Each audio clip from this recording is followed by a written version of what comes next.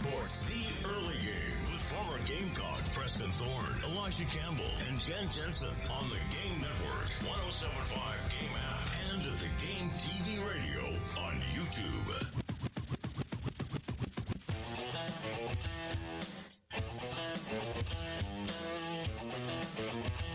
Good morning. Wake up. We have found our guy. Woo! After 80 long days of searching, weeks of looking over the internet, rumors, innuendo, prognosticating, hot taking, hot boards, message boards. Speculation season. Yesterday, it has come to an end. But before that, hello, Preston Thorne, Nick Harvey, in for Elijah Campbell for a little while. Before Elijah Campbell and I will tag team out, he will come in a little bit later.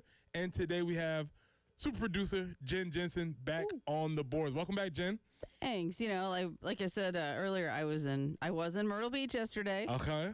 I did stop by Buc-ee's in Florence. Uh-huh. And then we get the announcement of, Schnall coming. Not saying I had anything to do with that. Uh-huh. But, just saying. The announcement was made, and Jen was on the ground, Horry County, surveying the situation. I might have even been in a baseball facility. Okay. Are you sure you didn't pull the trigger on this, Jen? There's something you want to tell us? I might have. No, I was at the Ripken Experience in Myrtle Beach. That's fair. Watching a great, Now, deals can be done anywhere, right? That's right. Absolutely. Any deal can be done anywhere. Now, let the internet tell it. I'm sure they didn't have a blockade on 95 coming out of the beach from Columbia because the internet was ablaze yesterday. Was it not? Yeah, no, I did not see anything like that. Was it a blaze? Yeah. The internet was ablaze yesterday. And obviously, it was about Kevin Schnall being named the head coach of the University of South Carolina's illustrious Proud baseball program. Now, here is the situation, Nick.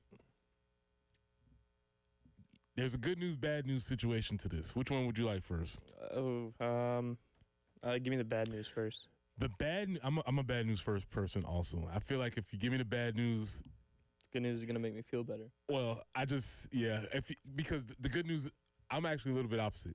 Okay. I need the bad news because the bad news is going to make me spiral regardless. That's fair. If you give me the bad news first, I probably can't even hear the good news. Mm-hmm. However, if you give me the good news first and then you give me the bad news, you've just negated it. So I'm a bad news first person also. Here's the bad news. Man, have we been having great content out of this coach's search. Yeah. This has been some great content, man. Listen, this has been really fun for me. I will say I really enjoy. I don't like the circumstances that usually involve coaching searches. Sure. That probably means your team is not playing well, right. They're not doing good, things are not happening. But there is an eternal optimism that comes along with the coaching search. Yeah. There's so much excitement. It's like a wide open canvas, and you can just look around, and I'm learning about all the programs. I'm like, ooh, West Virginia looks fun. That's cool. Oh, what you say? North Carolina's in the game now. Let me check out some Tar Heel baseball. Whoa, they just want to walk off. This is awesome.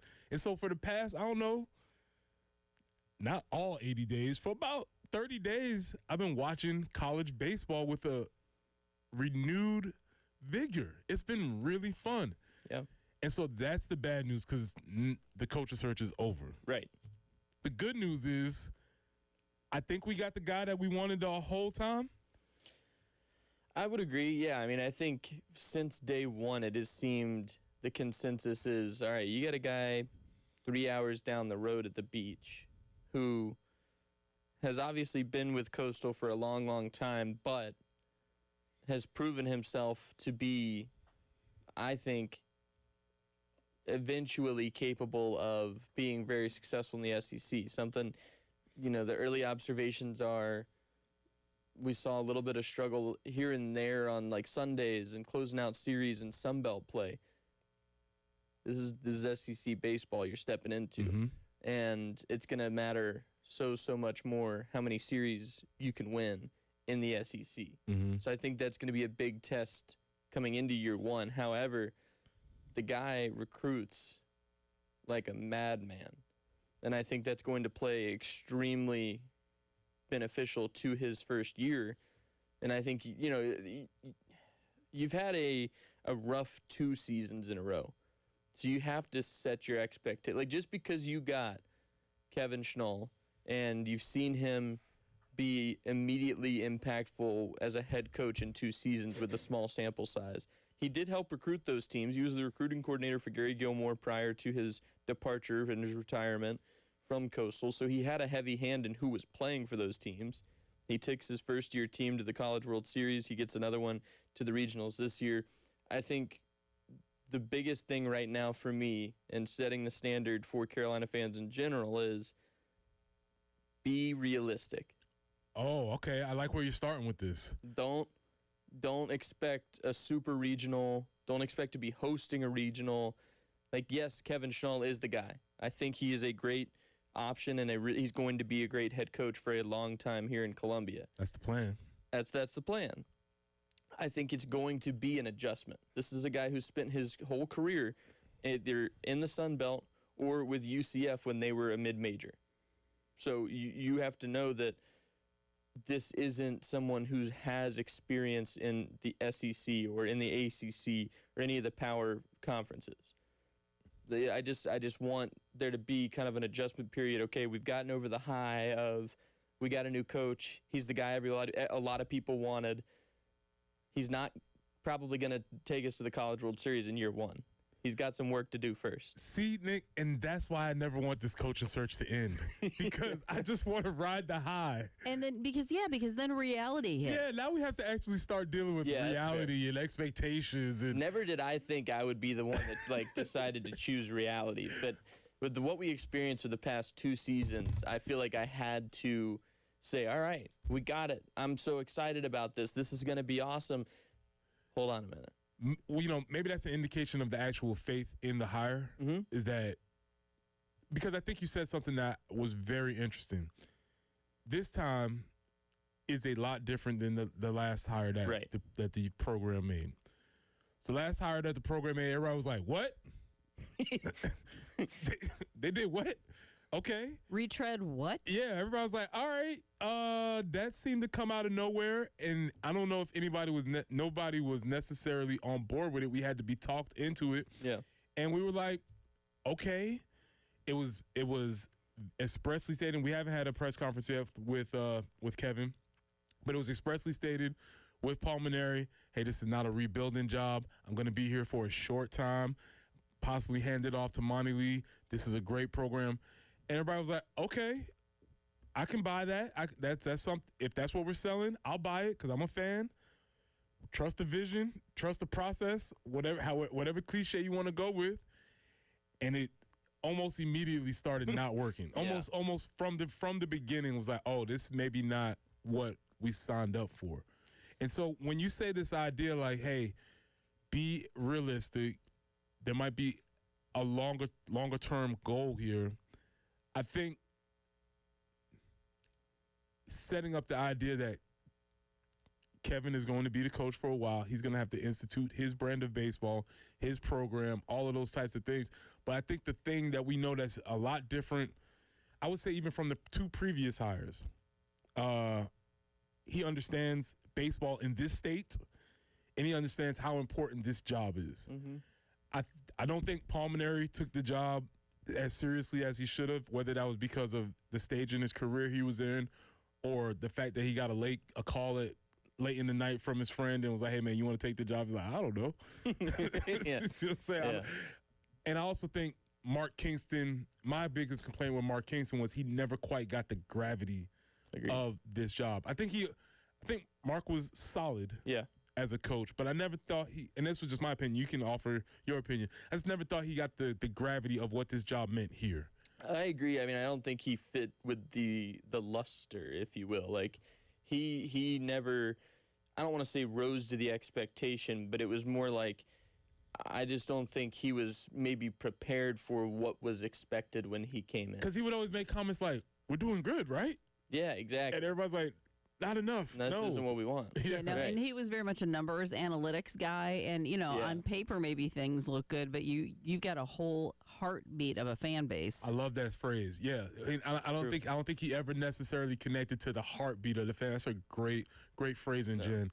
And so there was always a slight disconnect for 8 years now. Is it 6, 2? Yeah. I mean, it seems like there's been a disconnect between the fan base, the heartbeat of the fan base, and the person at the helm.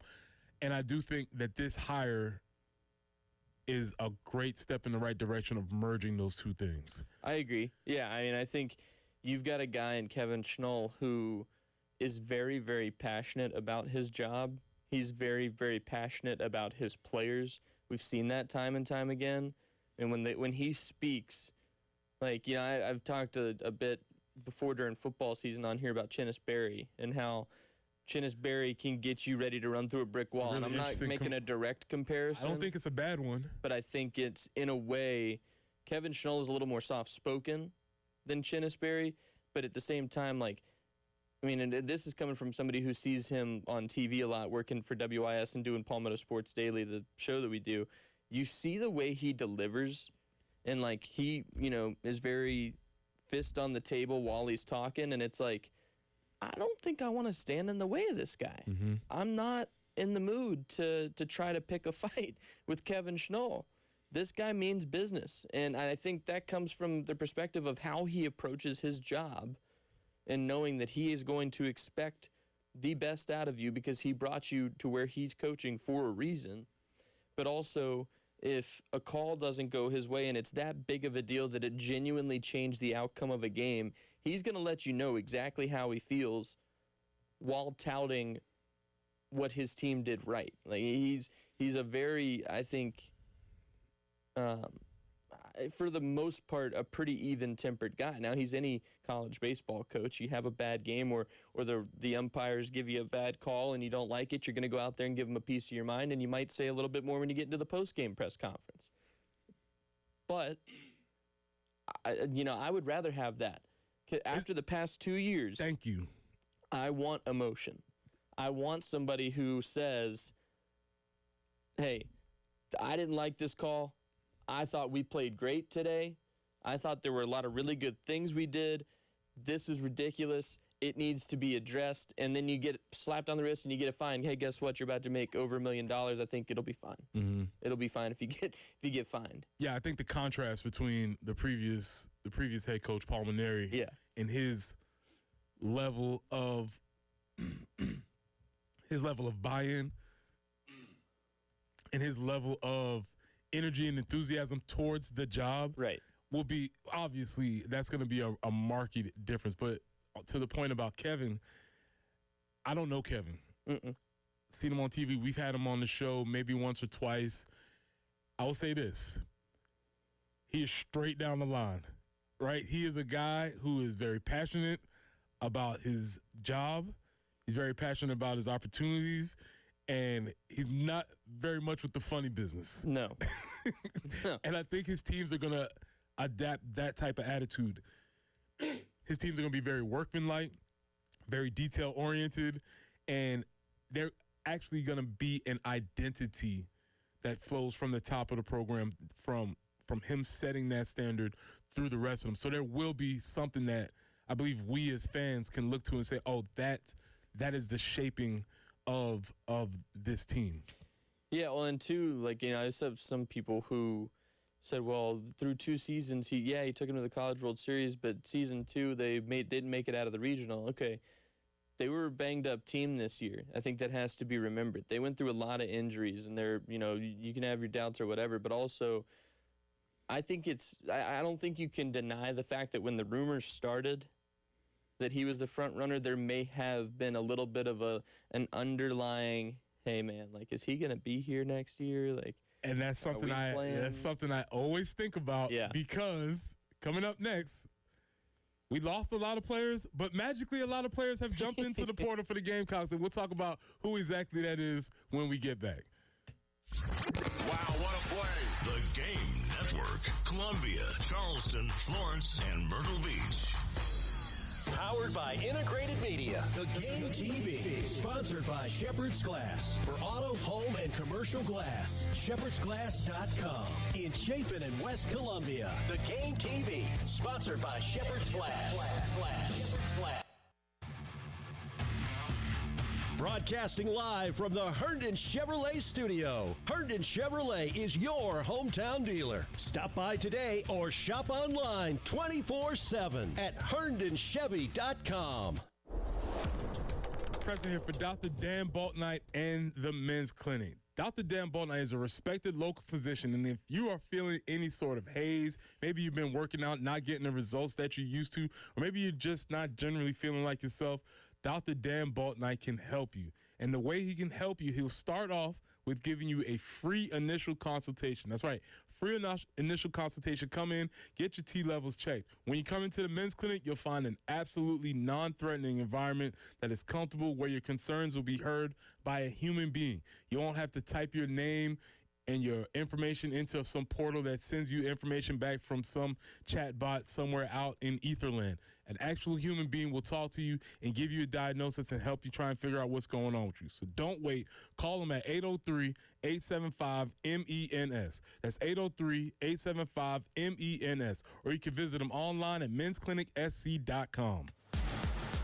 Visit the go-to spot for dining in downtown Columbia. Step into the Golden Spur, the official restaurant of the University of South Carolina. From bold, crave-worthy lunches to elevated dinners, plus handcrafted cocktails that hit every time. The Golden Spur brings the flavor every visit. Planning something special? From celebrations to business gatherings, their private dining and event spaces set the perfect scene. The Golden Spur, where campus meets community. Located at 700 Lincoln Street, right across from Colonial Life Arena. Come see what everyone's talking about. This Father's Day, you should absolutely get Dad that lawnmower he's been talking about. But don't rely on some big box store to make his grass cutting dreams come true. Come to Cato's Power Equipment. We'll help you pick out the perfect mower, plan service and maintenance to keep Dad happy and mowing, and offer expert advice and care long after the sale. Cato's Power Equipment is Columbia's home for the tools Dad wants to master his turf. Come see us today at 4012 West Beltline Boulevard or online at catospowerequipment.com. We know what it's like when you're injured. You hurt, you can't work, you can't pay your bills, and the insurance company won't return your calls. I'm Jason Reynolds. At the Samuels Reynolds Law Firm, we're here for you when things go bad. We're local, resourceful, and have a proven record of success. I'm Stephen Samuels. Our team is big enough to handle any case and small enough to care about each one. We get South Carolina because we're true South Carolina. Samuels Reynolds. True injuries, true lawyers. 803-779-4000. Hey, this is Terry Ford. Got a little story time for you. If you're a business or property owner and you're needing to deter any unwanted cars from parking in your parking lots, definitely call Schroeder's Towing. They'll provide signage for your business completely free of charge. Anytime a vehicle is parked in your lot that shouldn't be, Schroeder's Towing will be there to make sure your lot stays open for your employees, customers, and tenants. Trust me, I know firsthand what happens when you ignore Schroeder's Towing signage. Just go online at schroederstowing.net. Just dial pound 250 and use the keyword tow truck. Schroeder's Towing, the best and fastest hookers in town. Hey, this is Jen Jensen for CHW Cabinetry. My family is using CHW Cabinetry, and they are fantastic to work with. They make sure you're satisfied with every step of the process. Not only do their photorealistic renderings show exactly what your new space will look like, their job site guarantees everyone is on the same page, literally. Experience the CHW difference for yourself. Go to chwcabinetry.com to see more, or call them at 803-520-6837, and be sure to tell them Jen Jensen sent you. CHW Cabinetry, passion from inspiration to installation. Vista Roofing, your local CertainTeed Select Shingle Master. Looking for a roof that's built to last? Trust the certified experts at Vista Roofing for professional installation, top-tier materials, and peace of mind backed by industry-leading warranties. From repairs to full replacements, Vista Roofing delivers durable results and exceptional service. Call now or visit VistaRoofingINC.com to schedule your free estimate. Vista Roofing, raising the standard one shingle at a time. It's the Game Network Traffic Report from the Schroeder's Towing Traffic Center. Broken down and need a tow or even free signage for your lot? Dial pound 250 and use keyword tow truck today.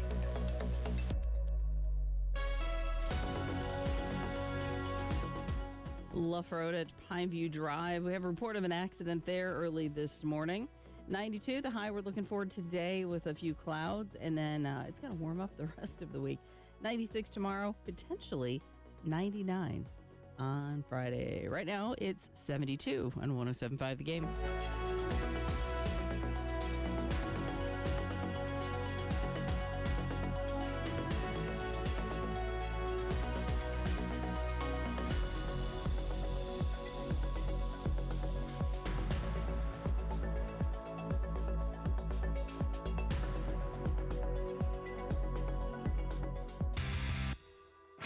The Early Game.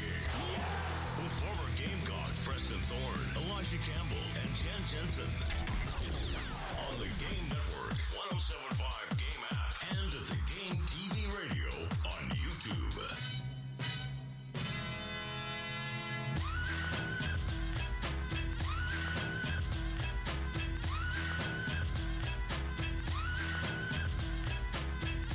Welcome back in. Preston Thorne, Nick Harvey, Jen Jensen, the Early Game.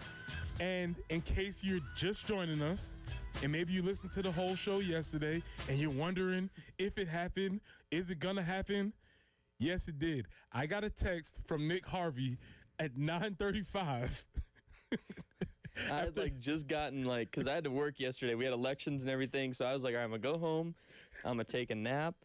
This will be great. I got 3 phone calls in the span of 10 minutes, and I'm like, what? It's the first time this has actually happened to me. I hear folks who do the early show talk about this often. Yeah. How you do a whole show, and then immediately after the show, it basically nullifies whatever you just talked about. It didn't nullify what we talked about, but if you're just joining, Kevin Schnall has been named as the head coach of the University of South Carolina's baseball program. From here forth, moving forward, it was made, I guess it hasn't been made official yet. I think it's on the docket today for it to be completely made official for 4 o'clock today with the Board of Trustees. I love how it's always on the docket, athletics contract. Yeah. Is what it always is. Approval of athletic of athletics contracts. And I wonder if it's interesting because I don't think it's contract, because I wonder if it's contracts. Let's check that out really quickly, because we do know Kevin Schnall is coming, and the assumption is that he's bringing pitching coach Matt Williams back to the University of South Carolina. So I wonder if it's going to say contract or contracts, and I wonder how much of that discussion was that. But Kevin's not only just bringing a pitching coach with him. As Dion once said, he's bringing his bags are packed, and we're yet to determine if they're Louis or not. But a lot of folks are coming in the transfer portal from Coastal. And the last thing we said before the break was, you can't help but wonder if that was something that was in the air towards the end of that season. Not by malice, not saying anybody gave up, but teams have vibes. Yeah. And when your coach is involved in conversation, it has to enter into some of the vibe of what's circling around the team. 100%. Yeah. I mean, and it, I think a lot of it kind of came to full fruition yesterday too, because it was the news drops around 9:30 that Schnall's going to be the head coach. After we just did 3 hours of, we had just done 3 hours of who's going to be the next head coach. That was very Is he getting impatient actually because he's been waiting disrespectful so that they long? did not consult us and let us start the show early. Yeah, please. He could have dropped it at 8:30, and then we would have had a last segment. Oh, we would have gone crazy with that on the meat but package edition. That didn't happen. It didn't.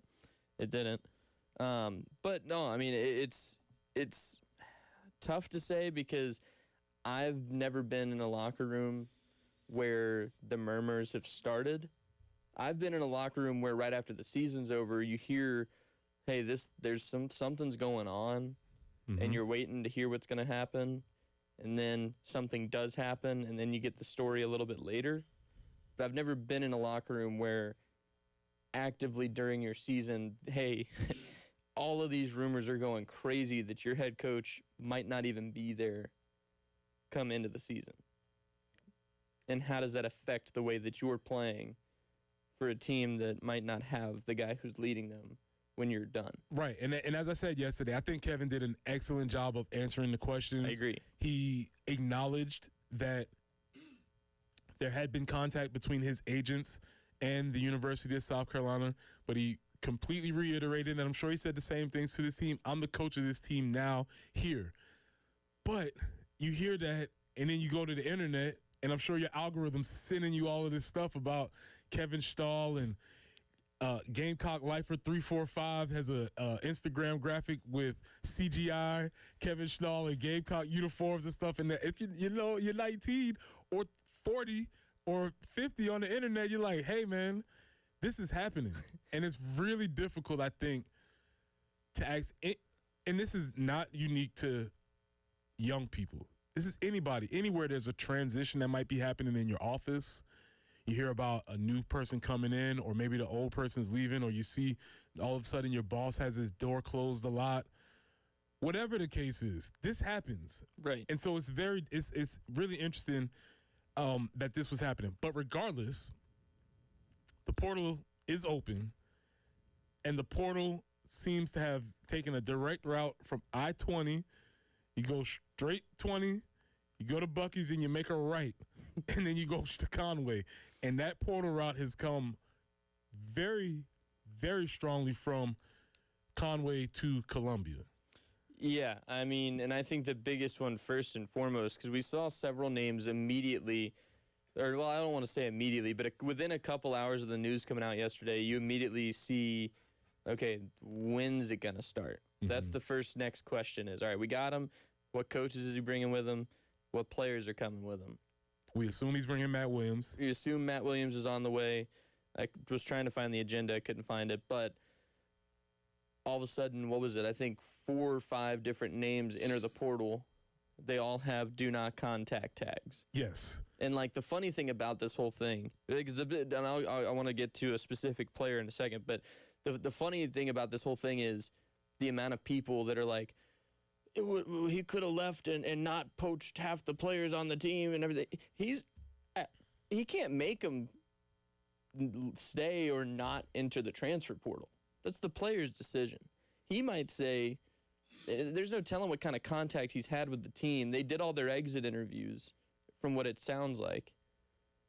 You can't sit here and tell me that he was telling all of them, like, hey, if I get this job, you should come with me. We want you. I'm sure there have been conversations after the announcement was official of, hey, we'd love to have you, but it's your decision. Because if those guys were bleeding teal, then they would have said, no, I'm Coastal guy through and through. I'm staying here. This is what I want to do. No, they hit the portal because they're bought into their coach. I like how you say bleeding teal. I don't know whether it's the internet and just my algorithm, but apparently in Conway, they do a lot of peeing teals. All right. A lot, and that's not even the word that they use. Yeah. I'm having some decorum here. Sure. But that's something that I keep saying that phrase coming up, and they're like, if we get this guy because he pees teal, and it's like, all right, cool. I don't know what that's all about, but continue. It's just something it's just a phrase I keep seeing repeated. Okay. I prefer the bleeding teal, because okay, I got to stop. Go ahead. I think just keep seeing it. The big name out of the group of I think 5 players now who have announced their intentions to come to South Carolina. Hayden Johnson, left-handed pitcher, spent the 2026 season injured, didn't get to see any action. 2025 during that College World Series run though, 5-0 with a 2.82 ERA, 24 appearances. 38 innings pitched, gave up 28 hits.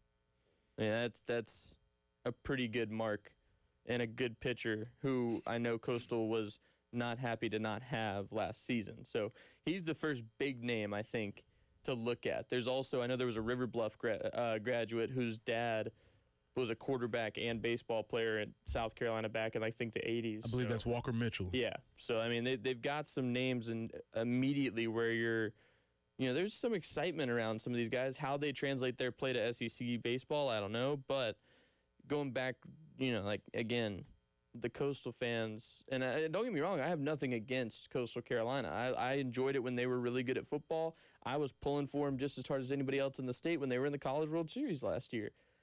But some of the things that are being said about a guy who took you to the College World Series is just puzzling. Yeah, it is definitely interesting to see the other side of the hurt from our being happy. But when we come back, we want to discuss what Kevin has in front of him because the SEC landscape has changed, and it's way more competitive than it's been in a long time. So we'll have that discussion when we get back. This is the early game. 100.5, the game in Florence.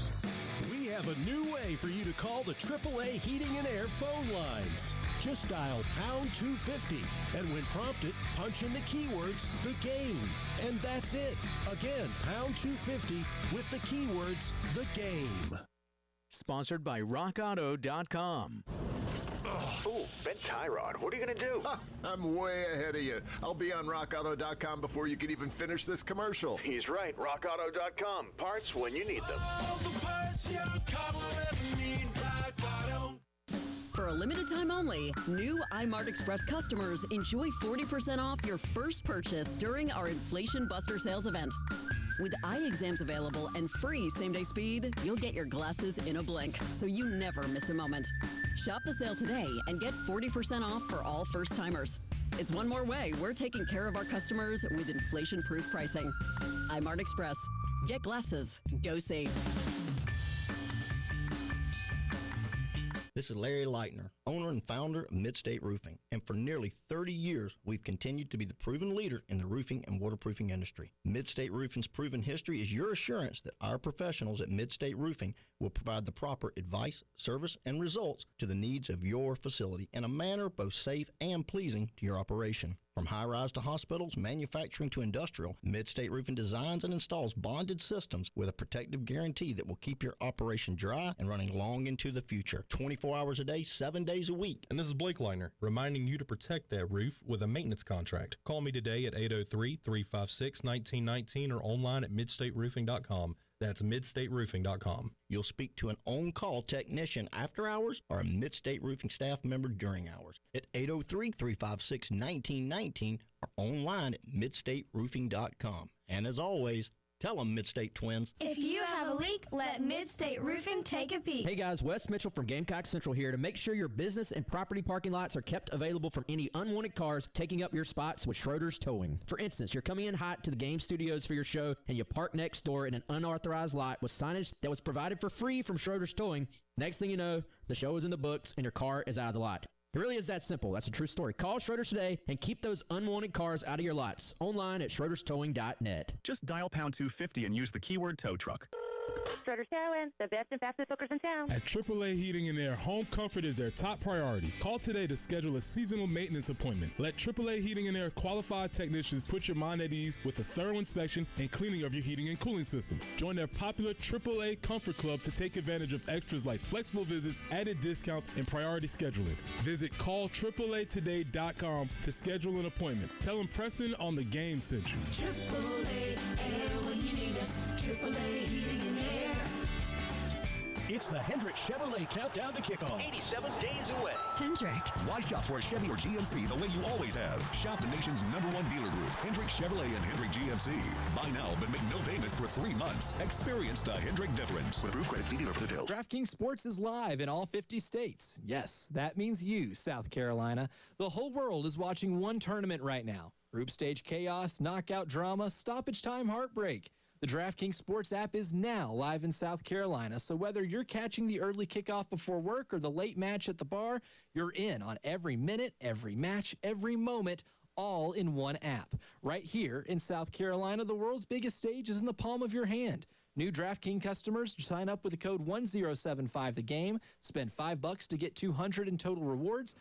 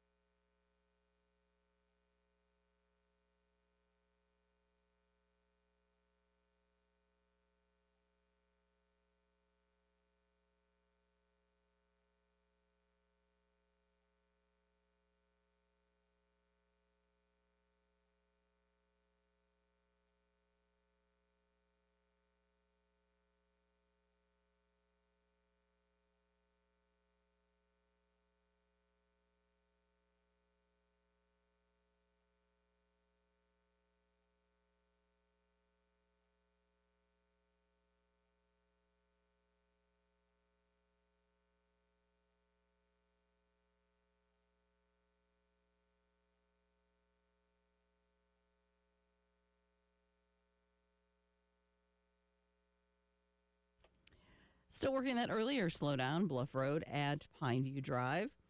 And it's going to be warm the rest of this week. A few clouds in the sky today, 92 for the high. And then tomorrow and Friday, we're looking at 96 and 99. So it's not officially summer on the calendar, but sure going to feel like it. Right now, 72.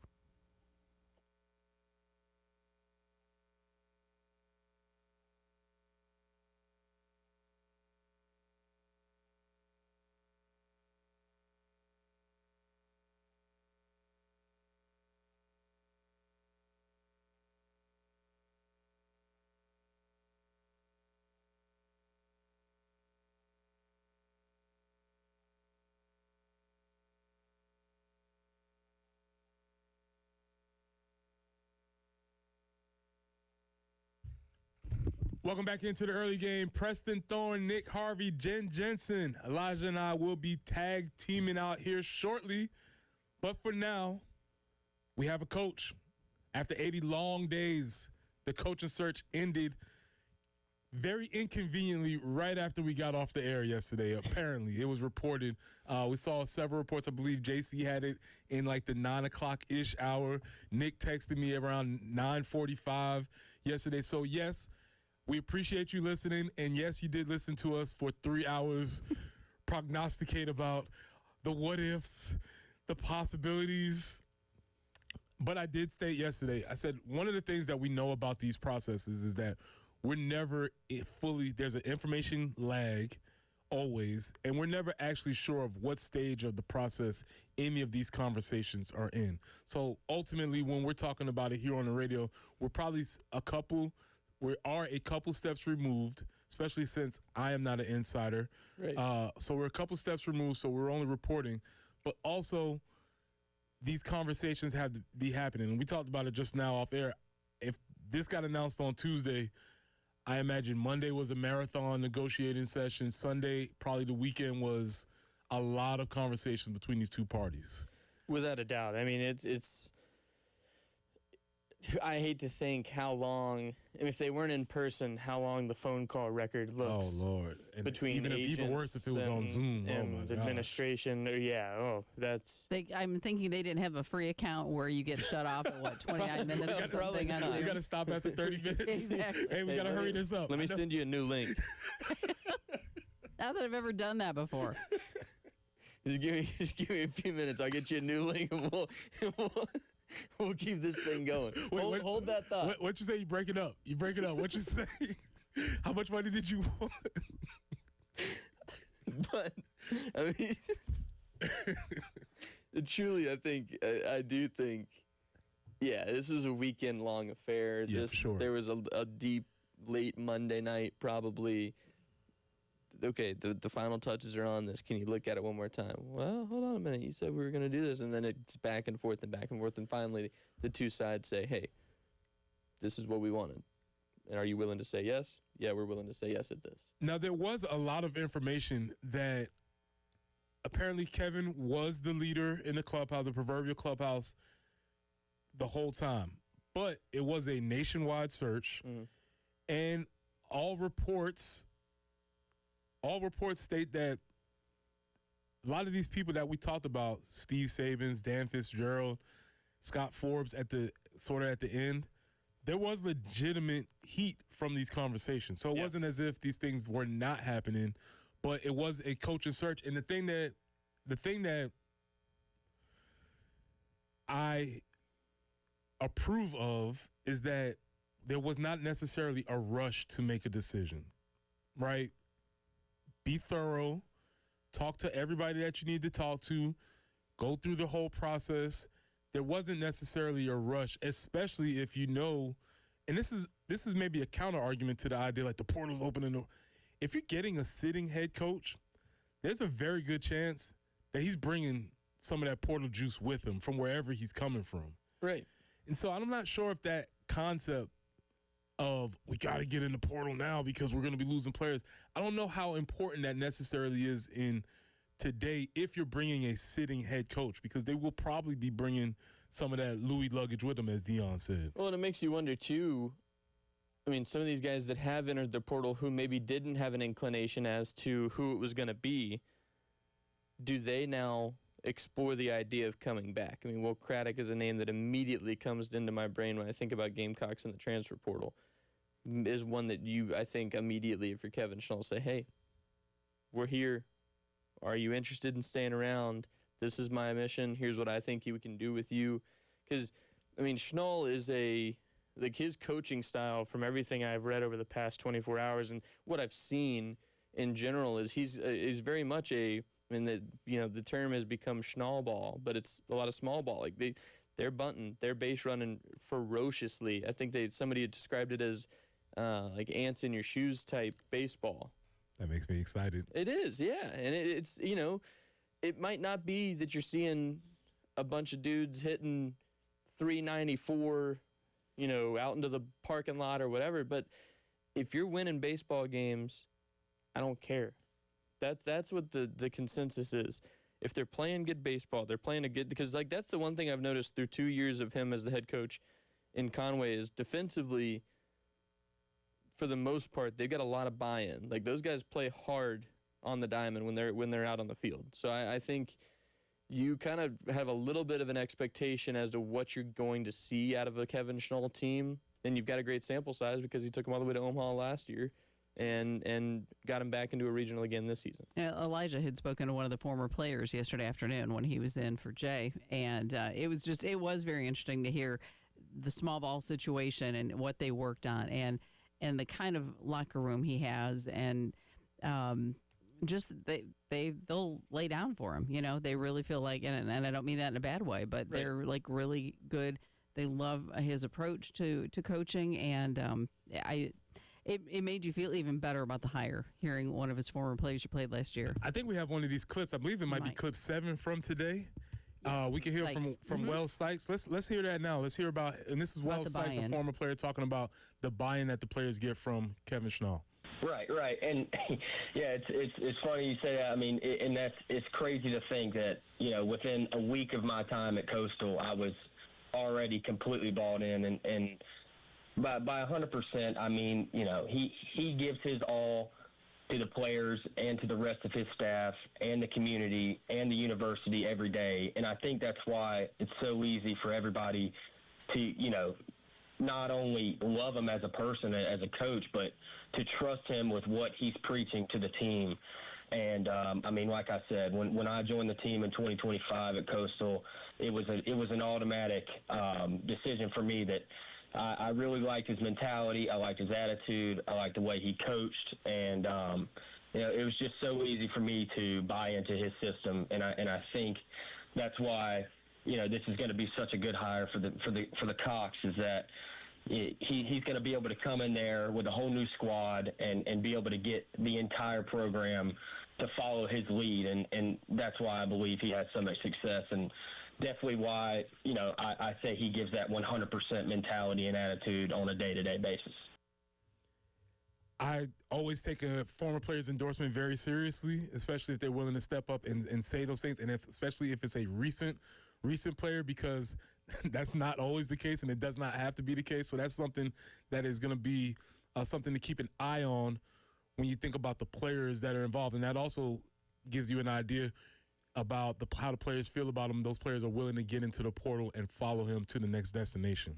Yeah, I mean, you're absolutely right. I think at Wells Sykes last year, maybe it was in the postseason. I don't quite remember. I know that he kind of became a name that was talked about a little bit during their postseason run at some point or another. He's from Gilbert, and you've got a guy who, I liked what he said at the beginning. It took him a week to be bought in to what he was pitching to these guys as their head coach. I mean, that is, if nothing else, I think it should get you excited for the motivation factor and the fact that he's giving you exactly what he tells you he's going to give you to make you successful. When we come back, we'll hear a little bit from Coach Schnall, because he has had some interesting bouts in the media, and I think it's worth us, maybe if we haven't been introduced to him, there's a couple of snippets that we can play from him. This is the early game.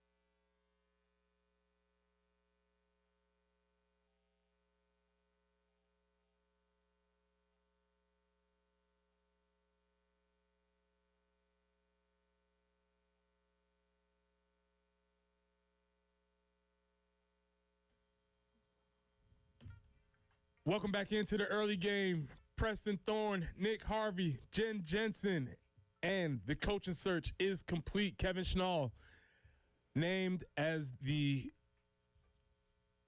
third head coach of the University of South Carolina since 2012. Right? Chad Holbrook, Mark Kingston, pulmonary. Fourth, I guess. If you want to get technical with it, because you have to. Here's the question: Monty Lee was named interim twice, I believe. Does he count twice? I don't know. Okay, just checking. But regardless, I got real deep into that thought for a second. But regardless, Kevin Schnall has been named as the University of South Carolina's head baseball coach. The big news, obviously, we come to a conclusion of a fairly lengthy coaching search, 80 days, you could say, from the day that Pulmonary was fired and the coaching search started and Kevin Schnall was named. And I would say if you were scouring the internet yesterday, I would say maybe, as with everything, I would say maybe the most extreme voices of the folks in Teal might have had some say. Nick, did you see anything that might have caught your attention? There were several of people saying, oh, well, he just reaped the benefits of Gary Gilmore, the former head coach, and he didn't get this team that he had to the College World Series. He was a recruiting coordinator for these teams. Before he became the head coach, he was the recruiting coordinator. So, yeah, Gary Gilmore might have been the one to coach the situational stuff when you're on the field. I don't discount that. But Kevin Schnall helped get those guys to Conway. And so last year, the team that he inherited, quote unquote, was a team that he recruited. And then we saw that he has coaching ability and was able to coach the guys he recruited. And that's what you get for spending nearly 2 decades with a program, and most of them, that being with Gary Gilmore, who is a South Carolina Athletic Hall of Famer, who is an extremely successful, now retired head coach. He earned his right to be retired because he won a College World Series, and he did a lot of astronomical things for Coastal Carolina's baseball program. I think it's really important that you state that because we had a conversation with Gary Gilmore. We had his quotes on here, and one of the things that was striking to me is that when they asked Gary Gilmore about the situation, he essentially said that it would be very difficult to turn this down. Right. And all I could think was, if Kevin considers Gary a mentor, which we assume that that's the situation, right, I imagine they had conversations. 100%. And when you talk to your mentor and your mentor says, I think you probably need to do this, to me, that's when this was earlier in the process, and that's when I was like, yeah, I think that's going, it's at least Kevin's gonna consider it, because when you're a mentor, somebody that you admire, somebody that you worked under, somebody that's giving you an opportunity, when they tell you to jump, you say how high, essentially. Right. And that's just how those relationships work. Yeah, I mean, you're absolutely right. But going back to some of the things that were said, like a lot of the people talking about, like, I'll bring it up again. If he bleeds Teal, he's not taking a $1.5 million contract, whatever. Like, he's staying in Conway because he's been there his whole life. And it's like, okay, well, sometimes, look, when you spend more than 2 decades with a program, I think you've earned your right to maybe move up, take a step up, try a new conference, step into big boy baseball. And I'm not discounting the Sun Belt. I'm not discounting Coastal. Coastal is a very successful baseball program. They know how to play in the postseason. They've proven that time and time again. I'm just simply saying, in the long stretch, you're making $1 million more probably than you were making at Coastal. And we were talking about this before the show started this morning, but like, I work for CWS here in Columbia. If the Today Show called me tomorrow and said, we want you to be Craig Melvin's personal assistant, and they offered $100,000 or more than that or whatever to live in New York and just do whatever he asked me to do, start spreading the news. It's done. And I will be in New York tomorrow. Right. I mean, that is the simplicity of it, in my opinion. Like, at the end of the day, it's a pay raise and it's a program with a very rich history. Yeah, and I often think because we deal in sports, we kind of throw around millions as if they're nothing, as if it doesn't matter. And obviously, he was being compensated very well. $500,000 is a salary that many people would love to have, myself included. Me too. Awesome. That'd be great. But the opportunity to go from that number to what we assume the number will be, there's like $1 million delta.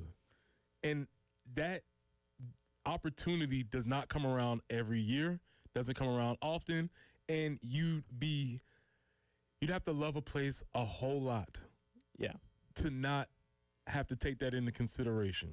Well, like what got me though was some of the people who were like devastated, heartbroken when this news first broke, and then saw other people retweeting or like saying angry things or frustrated whatever things about it, and then retweeting those and be like, yeah, what he said. I'm like, no, be sad if you're gonna be sad. Don't join the mad crew. Well, pick an emotion. Come on, man. The internet only does anger and outrage. Yeah, be sad, don't re-sad. Right, exactly. Re-sad. Well, you know what time it is, 7 o'clock. We'll be back. Jim, I hope you're ready because we have playoffs.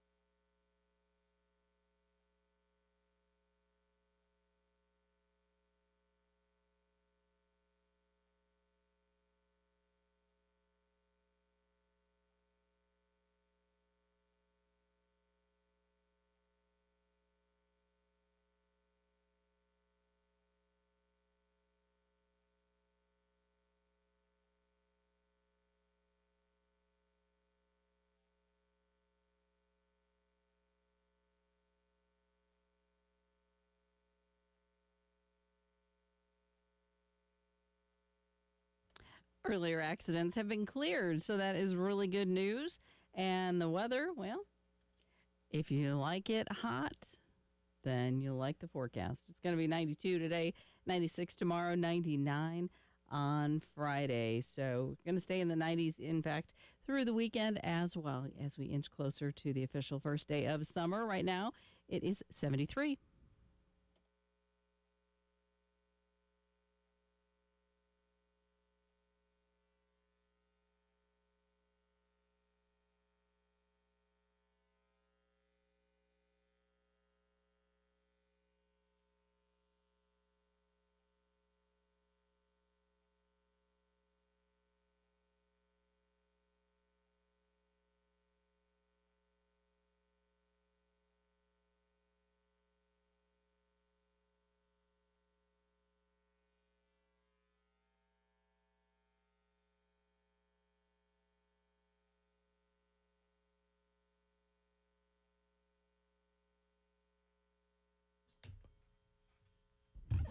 Welcome into the early game. Preston Thorne, Nick Harvey, Jen Jensen, and our guy, Jim Mora. Don't talk about it. Playoffs? You kidding me?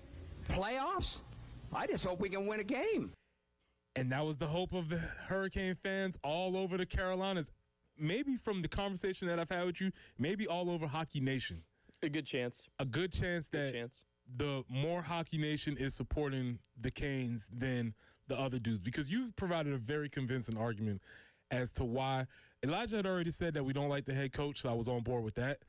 But you provided another, and I don't like people trying to beat the system. And you, one more time, if they weren't listening, maybe why should people not be cheering for the Vegas Golden Knights? Well, it comes down to the way that they manage their roster throughout the regular season. Normally, Normally, you see one or two of their star players. Like I think 2 seasons ago, it was their captain, Mark Stone, went on long-term IR, freeing up a lot of cap space because at the time he's projected to possibly not make it back throughout the season. Mm-hmm. He's one of their top-paid players. It opens up a lot of cap space. They make a couple trades, land some stars because they've got the money to do it. Playoffs start. It's like, hey, hold on. He's healthy. He's back. He's healthy. We got him back. We just found out. I swear we just found out. Mm-hmm. So they kind of work the system in a way that they free up a lot of cap space on the long-term IR by putting a couple players on it. All of a sudden, those guys come back, and magnificently, they look incredible in the playoffs. It's amazing how that works. Yeah, it's real funny. Every time there's a system, there's a way to beat it. Indeed. Did you guys by chance happen to see the movie Wild Hogs? I have seen it. Yes. It's been a long time. So every time I hear us talking about it, Holy crap, it's the Golden Knights! please tell me they incorporate that in their games. I would hope so. Their pregame stuff that they do, I mean, it's Vegas, right? Mm-hmm. Like, at the end of the day, it's Vegas. Oh, my. They got this guy dressed up as a knight out on the ice. They got another guy who skates out to him. They fight at center ice with swords. The Golden Knight always wins. Jeez. They skate out of a giant Golden Knight mask. You just spent the time telling me why I should not like these dudes, but now you tell me why There's a dragon in the top of the stadium. Yeah, they got a drum line. When they score, they fire and smoke. Nick, you countering your own argument. Yeah, no kidding. Okay, but hear me out.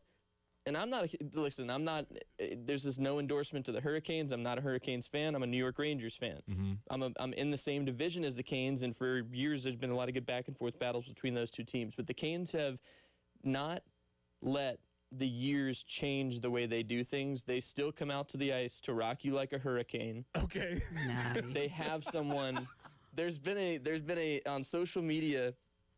There's been this really dumb argument, but they've been calling the Stanley Cup Final the crank-off because they have sirens. Both teams have a siren. Oh, I've watched. Yeah, where they get like celebrities. I to saw come I saw and I saw run the Fernando siren. Mendoza doing it. Exactly. He took it very seriously, as you would think. Yes. So he looked as dorky that's what as it you is. would think. Oh, So I the bet. Canes have had like Luke Kuechly do it in the past, and all these legends, and now Vegas is trying to up them because they're in Vegas. They can pull some superstars. Yeah, I know. Trust Crank me. off. Okay. I know. Yeah. Yeah. But nonetheless, it's been an incredible series thus far. But I do think the Canes, their on ice pregame presentation's pretty electric too. To that point of it being an incredible series, the game last night, another one. Another one. I mean, like, we're through 4 games. It's hard for me to say that each of the next at least guaranteed 2 aren't going to be just as entertaining. I mean, The Canes take an early 2-0 lead. Vegas gets one back. The Canes score again. Vegas rallies in the second. They tie it up. We're going into the third. We're tied 3-3. And late heroics from someone who we didn't talk a lot about him yesterday. Quietly could be making a pitch to win the Conn Smythe Trophy, the MVP of these playoffs. Not for the entire playoffs, strictly for this series, and that is the captain of the Hurricanes, Jared Schnall. Through the first 3 series of the playoffs, he had 4 points. Okay. That's between goals and assists. In the Stanley Cup final alone, he has had a goal, at least, in every single game thus far, and an assist in 1. He had 2 goals last night, including the game winner, which, if you watch the game, was unbelievable. Seth Jarvis comes in, makes a great move. Carter Hart makes a good stop. Rebound comes out. There's nobody on the back door. Puck comes off of his pads again. There's Jared Schnall, the captain, diving to get a stick on the puck, and it jumps over the glove of Carter Hart. They end up holding that lead before they eventually put the icing on the cake with a 5-3 win. Now, we might have had 2 potential fan violations. I'll put my hand up first. Yep. I'll put my hand up first because yesterday we found out Cale Wilson was with us yesterday. Cale is a big Canes fan. And the score was 3-1, so I sent a casual message to the group. I was like, hey, man. I was like, hey, great show yesterday, fellas. Part 2, Cale, are you watching? Because he had a whole diatribe about how when he doesn't watch, the Canes do well. This guy says he's been watching the whole time. I was like, hey, man, I don't know if you're being a good fan right now. Yeah. I mean, listen, when Vegas came back and tied it, I'm a very superstitious person. I used to work in hockey. There are some people who aren't superstitious at all who work in hockey. There are a lot of people who are extremely superstitious. I'm one of those people. I don't have anything to do with the outcome of the game. Like my old broadcast partner used to say this to me all the time because I'd be like, I got to do this. I did this and this worked and this. And he was like, you're not playing. You have no physical outcome on this game. You shut your mouth. And that's pretty much how the argument always went. I'd be like, hey, what I do is for me. It's not for anybody else. It's just, it makes me feel comfortable knowing that if they lose, I got to go back and figure out what I did wrong. I got to look at myself in the mirror. Yeah. It's me holding myself accountable for not wearing a tie a certain way or something like that. But no, I mean, genuinely, this Stanley Cup final, I said it yesterday, I'll say it again. As a hockey fan, it's the best 1 through 4 games that I have seen in some time, truly. The competitive nature, the lead changes, and just absolutely unbelievable. But Cale, if you're listening or if you hear this later, if you watch on Thursday night when they're back in Raleigh and something bad happens, I'm not forbidding you from watching the rest of the series. Just, you got to make educated decisions on how you feel about it going forward and really think long and hard about it. Make a sacrifice for your squad. Yeah. I think that's what we're saying here. So 2-2. We'll see how that one continues. Flipping over to the other side, we have another great playoffs happening in the NBA. 2-1. In the rare instance where it's 2-1, the team that's up 2-1 is at home, and yet somehow it feels as if the Knicks have all the pressure in the world against them right now. Well, and not to mention, their fans acted like they lost the series the other night. Because they're nervous. Did you see the videos? Videos are circulating. They were jumping people. Videos are circulating. Yeah, not cool. No. Absolutely uncool behavior. Super uncool. But here's the issue. That was after they lost 1 game, so now it's 2-1. You have to win tonight. You can't lose another one in New York because I don't know what's going to happen. They play again tonight. And I'm just here to tell you, I said it yesterday when the head coach of the Cleveland Cavaliers made that absolutely loserific argument saying how if you looked at the analytics, they didn't really get swept. In fact, they could have been up 4-0 by the analytics. I said that is a dumb argument. Yeah. However, the Spurs could honestly be up 3-0 in this series. They had a chance to win. Wemby had the ball at the end. He missed a shot. Why would you not want to have your best player with a chance to win? That happened. The game 1, they were up double digits, and they sort of petered that one away. there is a realistic argument that they could be up 3-0 going to silence them all at the Garden. It's not happening. It's 2-1, but it's 2-1 with them having the momentum. And the thing that was most impressive to me is that they're supposed to be the young team. They're supposed to be the unseasoned team. They walked into the Garden and were not fazed, not by the barking and the sneering and the New Yorkers, and all that was supposed to scare them away, and it didn't happen. No, they didn't. And like I think, and it's something I've read. I watched the game the other night, and I've read a lot of articles, and I've kind of tried to dig a little more into this series. And I think the biggest thing for the Knicks, especially tonight, I think Jalen Brunson and Victor Wembanyama both each had 32 points for their team the other night. But Jalen Brunson has so many, right, exactly. It was different ways of getting points. And not to mention, Jalen Brunson has turned the ball over a lot throughout this NBA Finals so far. If you just switched his number and you said that was James Harden, you'd be like, here he goes again. Yeah, exactly. And so Jalen has a pass because he's so good in the clutch traditionally, but he has not been great this series. And that brings me to my next point. Mike Brown, I don't think he did his team any favors by doing this. A lot of times, coaches like to use the press conferences to angle and put their teams in positions. But, Jen, here's Mike Brown. This is clip number 5. Here's Mike Brown talking about the officiating at the end of Game 3. First of all, I want to make sure I get something clear. Coach Mitch Johnson and the Spurs, they won the game tonight.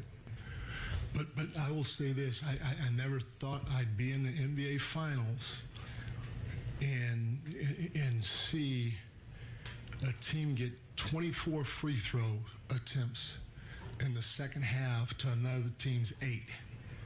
Maybe we were fouling, but they fouled too.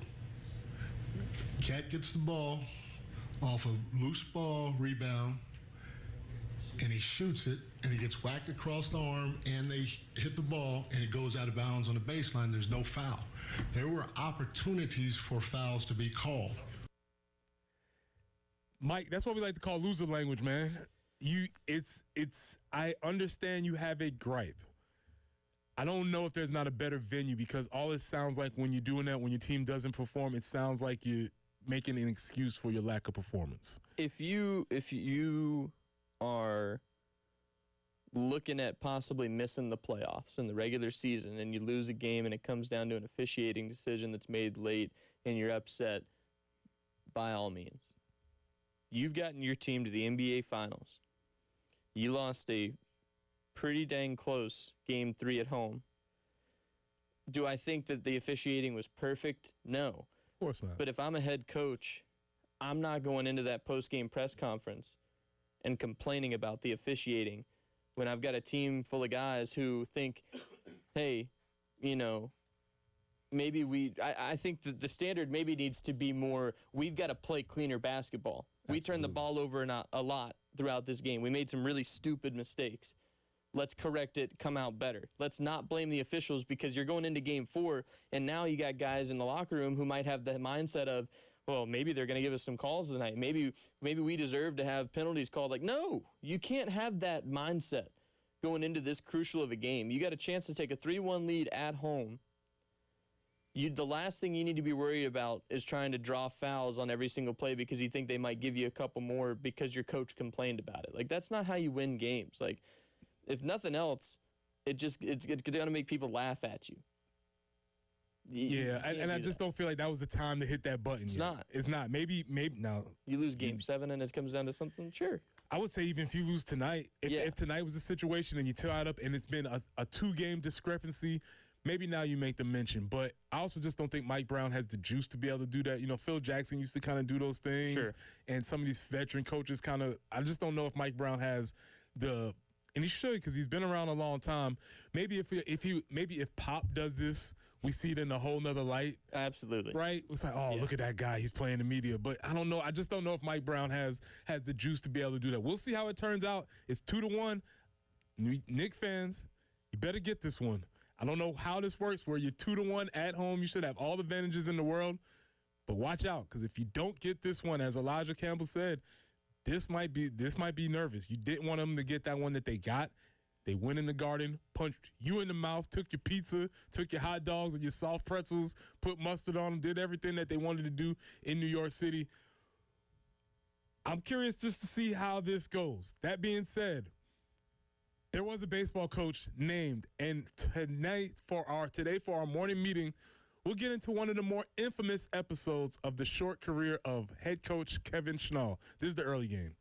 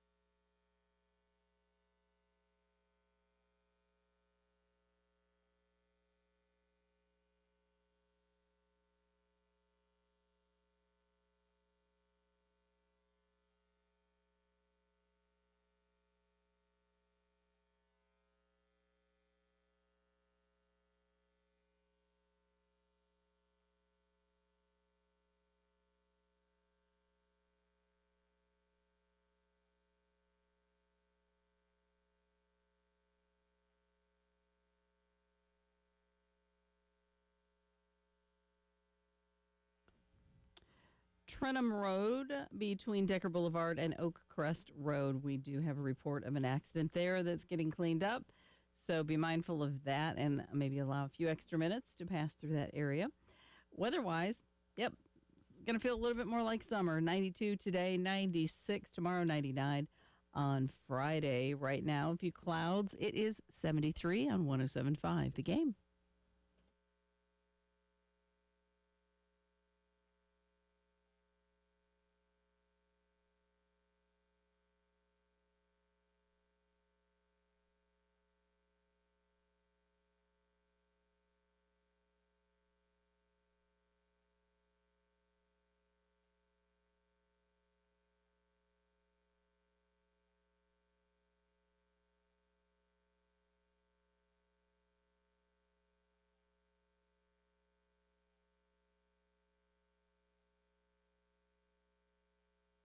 Oh my goodness, he just threw Kevin Schnall out of the game.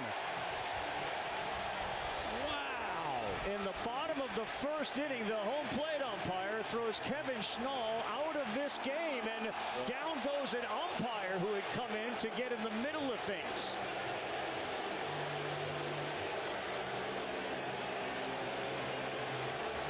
I believe, guys, this had to do what happened at the end of the top of the first with the third base coach for LSU.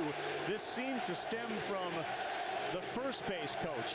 And then Schnall remarkably gets thrown out of the game. A College World Series game 2 in the bottom of the first. I forgot how electric that environment was. Yeah. That wasn't enhanced. That was just the sound being picked up in the moment. Welcome back, Preston Thorne, Nick Harvey, Jen Jensen. And if you don't know why we're playing that, we're not just reminiscing on the World Series from last year. Yeah. Right? We're not just reminiscing on the World Series. We are talking about that because we have a new coach. His name is Kevin Schnall, and we will get into one of the most infamous incidents of his early coaching career for today's morning meeting. Good morning. Good morning. Repeat after me. Today will be an awesome day. Let's go. Good morning, great today. Today will be an awesome day. Good morning, great today. Today will be an awesome day. Well, it would have been an awesome day when the Shants went to play LSU in the World Series Game 2. Crazy environment, Omaha. It was going to be an awesome day until Kevin Schnall got tossed, as you heard, in the bottom of the first inning. Now, there's a lot of context that has to be provided to think that a coach, because if you hear, man, coach got tossed in the bottom of the first inning, what did he do? It must have been crazy. He must have said the magic words from Bull Durham or something. Like he had to go crazy. And that was not the case. No, it wasn't. I remember I was in Myrtle Beach actually on College World Series day or weekend. And listening to the game, watching it on my phone, but hearing the radio broadcast simultaneously. The radio broadcaster's reaction, followed by turning up the volume and hearing the ESPN, like what we just heard, those guys, I mean, everyone was just utterly shocked. Because it led from a previous incident with the LSU base coach. Kevin Schnall comes out, and it was a very calm start to the conversation, it seemed like. But evidently something that he said just didn't sit right with the umpire. He gets tossed, and then chaos ensues.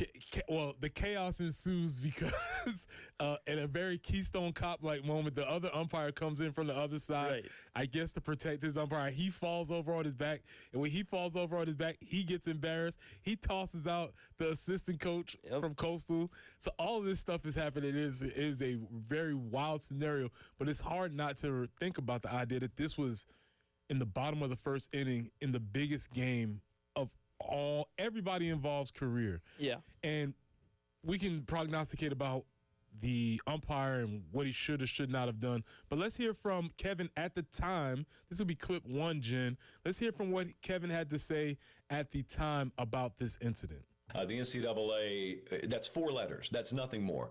That's not an enforcement body. That's not a governing body. It used to be, and truthfully, I don't ever know that it had the teeth we thought it did. It was just, it barked really loud for a long time.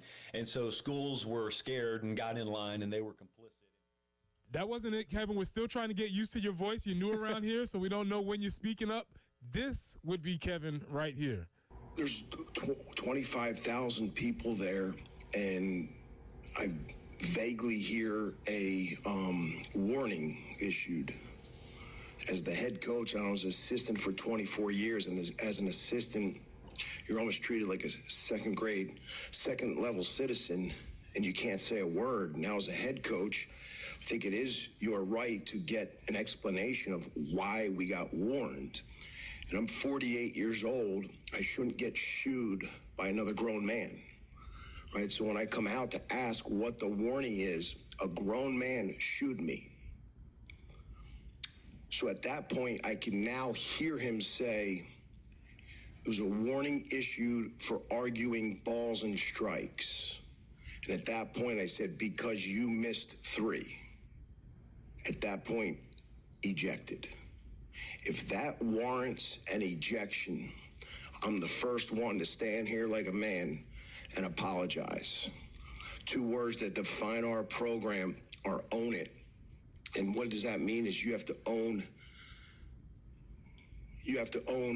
everything that you do without blame, without defending yourself, without excuses. If you guys watch the video, there was a guy that came in extremely aggressively, tripped over Campos's foot, embarrassed in front of 25,000, immediately goes 2-game suspension and said, bumping the umpire. Immediately does that. There was no bump. He was embarrassed. I shouldn't be held accountable for a grown man's athleticism.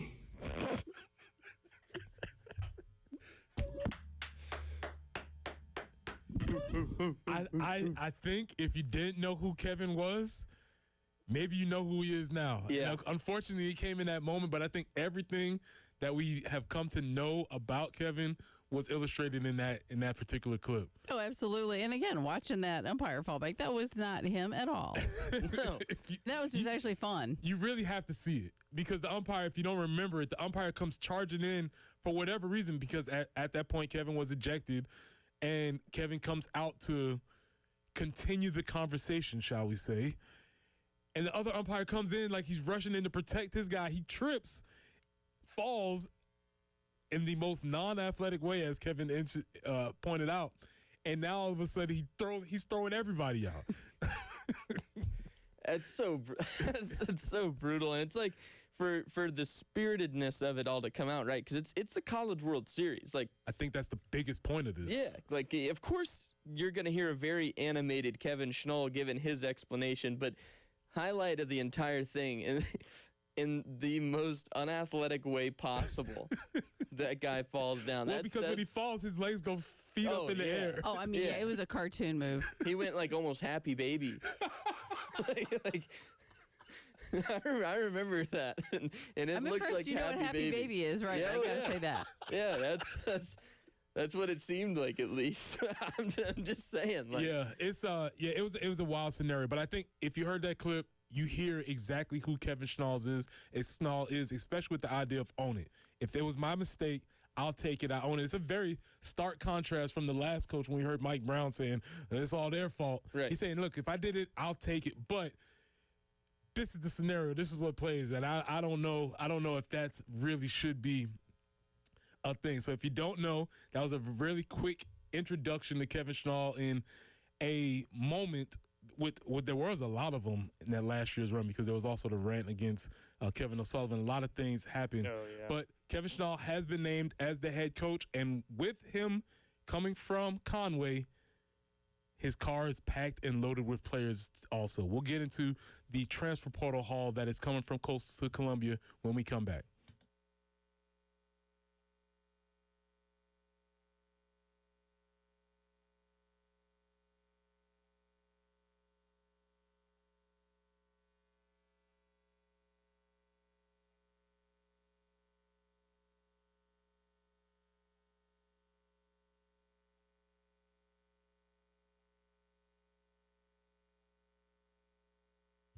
Preston here for our friends at Absolute Glass, the premier glass company of the Midlands, offering auto, home, and business glass repair. If your glass is damaged, shattered, cracked, or broken, they can handle the job. If it's a cracked windshield, no problem. They'll come out to your location and they'll replace it for you, usually for free, and they'll work directly with your insurance to take away the headache. They'll come out to wherever you are, school, home, work, it does not matter. Absolute Glass will come out to you and they will take care of the job for you. Now, if you're at home, you're looking to increase the value of your home, Absolute Glass can take care of that for you too. Windows, mirrors, shower enclosures, say it all the time. If you can see through it, Ray and Marianne at Absolute Glass can do it. So check them out online at AbsoluteGlassInc.com. That's online at AbsoluteGlassInc.com.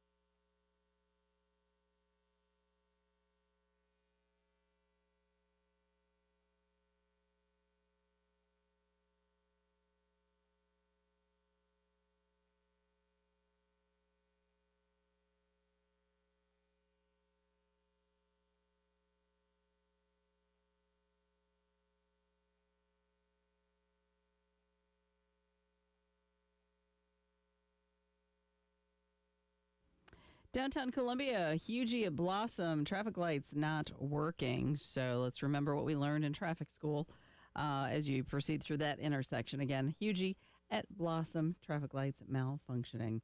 Powell near Hardscrabble, an accident there, and Trenham between Decker Boulevard and Oak Crest Road.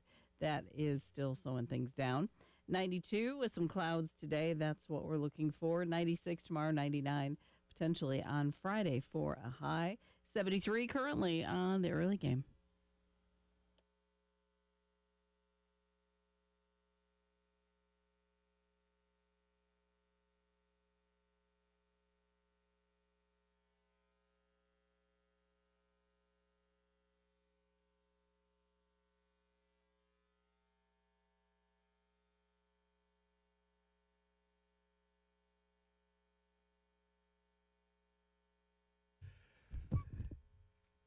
Obviously, the big news of today is the University of South Carolina has named Kevin Schnall as the new head baseball coach.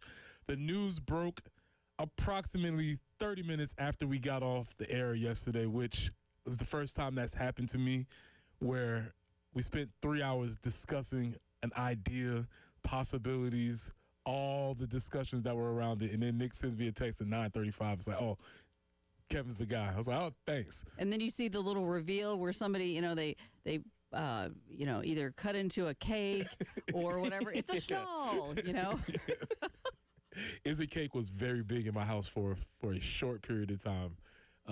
It was a very big thing. There was a Netflix show, wasn't it? Yes. Yeah, I think I watched it. We watched a lot of seasons of it. That's fair. Multiple seasons of it. Yes. So is it Schnall? Yes, it is. And Kevin was the leading candidate for the job the whole time. There were some twists and turns, as there are in any coaching search. And I will admit, I am a little bit sad that the coaching search is over because it was so much fun. I got a chance to watch a lot of college baseball, pay attention to teams that I would probably not have paid attention to. Don't think I would have been necessarily locked into West Virginia baseball as early as I was if it wasn't for Steve Saban's. Yeah. Same for Kansas. I might have been paying attention to Troy because the Carolina connection with Scholar. Right. But it did allow a lot of opportunity to watch baseball, so I'm grateful for that. But also, I think we got the guy that everybody throughout the process wanted. That being said, one of the pressures of making this pick was that when's the portal opening? We're losing players. What's going to happen? We need to get in the portal. Well, we've gotten in the portal.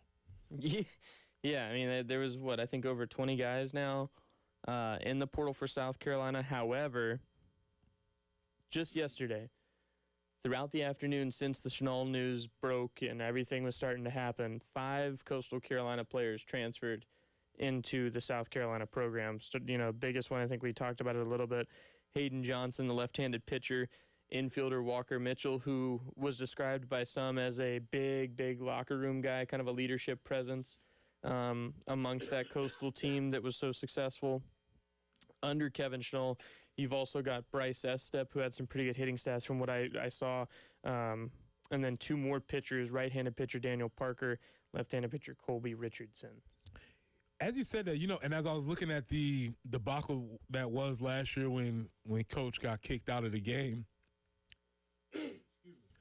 what I'm realizing is that not only are we bringing players who know this coach's system, who understand, who can implement the ideas immediately, so we don't have to have a buy-in process. We don't need to have a breaking-in idea. These are players who know the system, know the expectations, and can spread that word for the coach. But we're also bringing in players who have been to Omaha, which is something that no South Carolina player could say for the last 14 years. So automatically, we are upgrading in experience and expectations. These players that are coming in, they're coming in with expectations of winning. They were severely disappointed by the season that they had this year. And, buddy, let me tell you, we would have killed to have the disappointing season that they had this year. And that just hit me just now because I saw that Walker Mitchell. And Walker Mitchell, I believe, had just stolen a base, was part of that whole process when things were going down with Kevin at the LSU game last year. Mm-hmm. And so these players, typically, there's a lot of conversation. This could be something that maybe we're seeing some parallels here. Typically, there's a lot of conversation of, can the G5 guy play in the SEC? Are they able to compete in the SEC? Well, we just saw it in football where a head coach from a winning G5 program took his players, his system, took it to another program and immediately won in Kurt Signetti. We just saw this happen. Yep. I don't know if I'm just talking myself into delusion here, but that is really exciting to me. I agree with you. I mean, you're right. I think at the end of the day, because that has been, a lot of the people, again, we've seen a lot of the social media commentary, people who say this, that, and the other. You can't read too much into it, in my opinion, and especially because, Preston, I think you made a really good point. I think you're talking about, okay, these guys played a full Sun Belt schedule. They're used to playing group of 5 baseball. Hey, no, let's not forget they went to the College World Series last year. Almost every one of the guys that have been named were a part of that team that was in Omaha playing against LSU in the College World Series. They came up short, sure, but it wasn't a wash or a complete blowout type series in both of those games. It was good baseball, and we watched them beat Auburn in a super regional right before that to go to Omaha. Like it was, like I don't know. I get where the argument comes from to see a bunch of guys who were coming from a Sun Belt conference that, besides Coastal and Troy, really now it's a little bit of an Southern Miss. There's a day in and day out grind to the SEC. I get that. Yes. Okay, cool. I'm as SEC homer as anybody else. Right. But I think regardless of that, you have to, again, take into account that these guys played for a national championship against an SEC program and beat an SEC program to get all the way there. Something that, as I stated, the facts are the facts. No Gamecock player can say that in the last 13 years. Anybody that's worn a South Carolina uniform cannot say that we don't know how to get to. The next time we go to Omaha, it's going to be a different city. Yeah. Right? You know how cities change and you're like, oh, man, I haven't been here for a while. Oh, where they built that? Right. Like, me and Langston are about to go down to Charleston here, and every time I go to Charleston, I'm like, what's happening down here? What's going on? The past 3 times I've been to Charleston or my hometown of Walterboro, they tore down the McDonald's in Walterboro. On the corner? People were outraged. They're apparently remodeling it. But the McDonald's by the gas station by 95? No, that's the one off of exit 53. Okay. This is the one that's off of Bell's Highway. Okay, all right, let's be clear. This is the one in the middle of town. That one's over on the other side of town.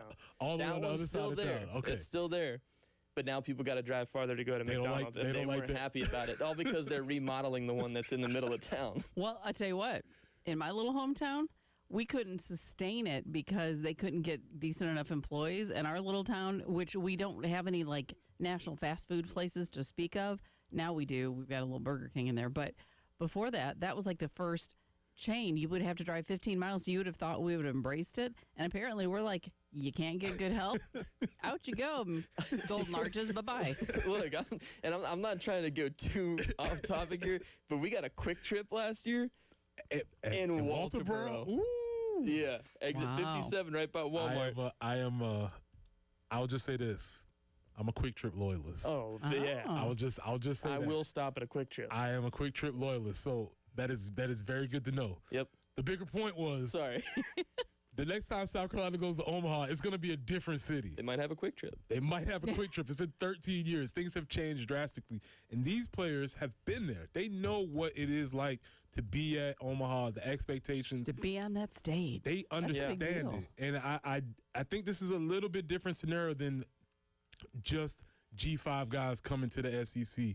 This is a scenario where these guys are winners, which we cannot say about the two teams for the past 2 years. They're coming in with expectations, and to me, that is extremely, extremely exciting. All right, so about to hit the road, my boy Lexington. We're going down to Charleston. We're going to tag it off to Elijah Campbell. But before that, we're going to have a little bit of a hockey segment with my guy Nick Harvey. So when we come back, I believe the name is Tattoo Guy. Tattoo Guy. Tattoo Guy on the way back. This is the early game.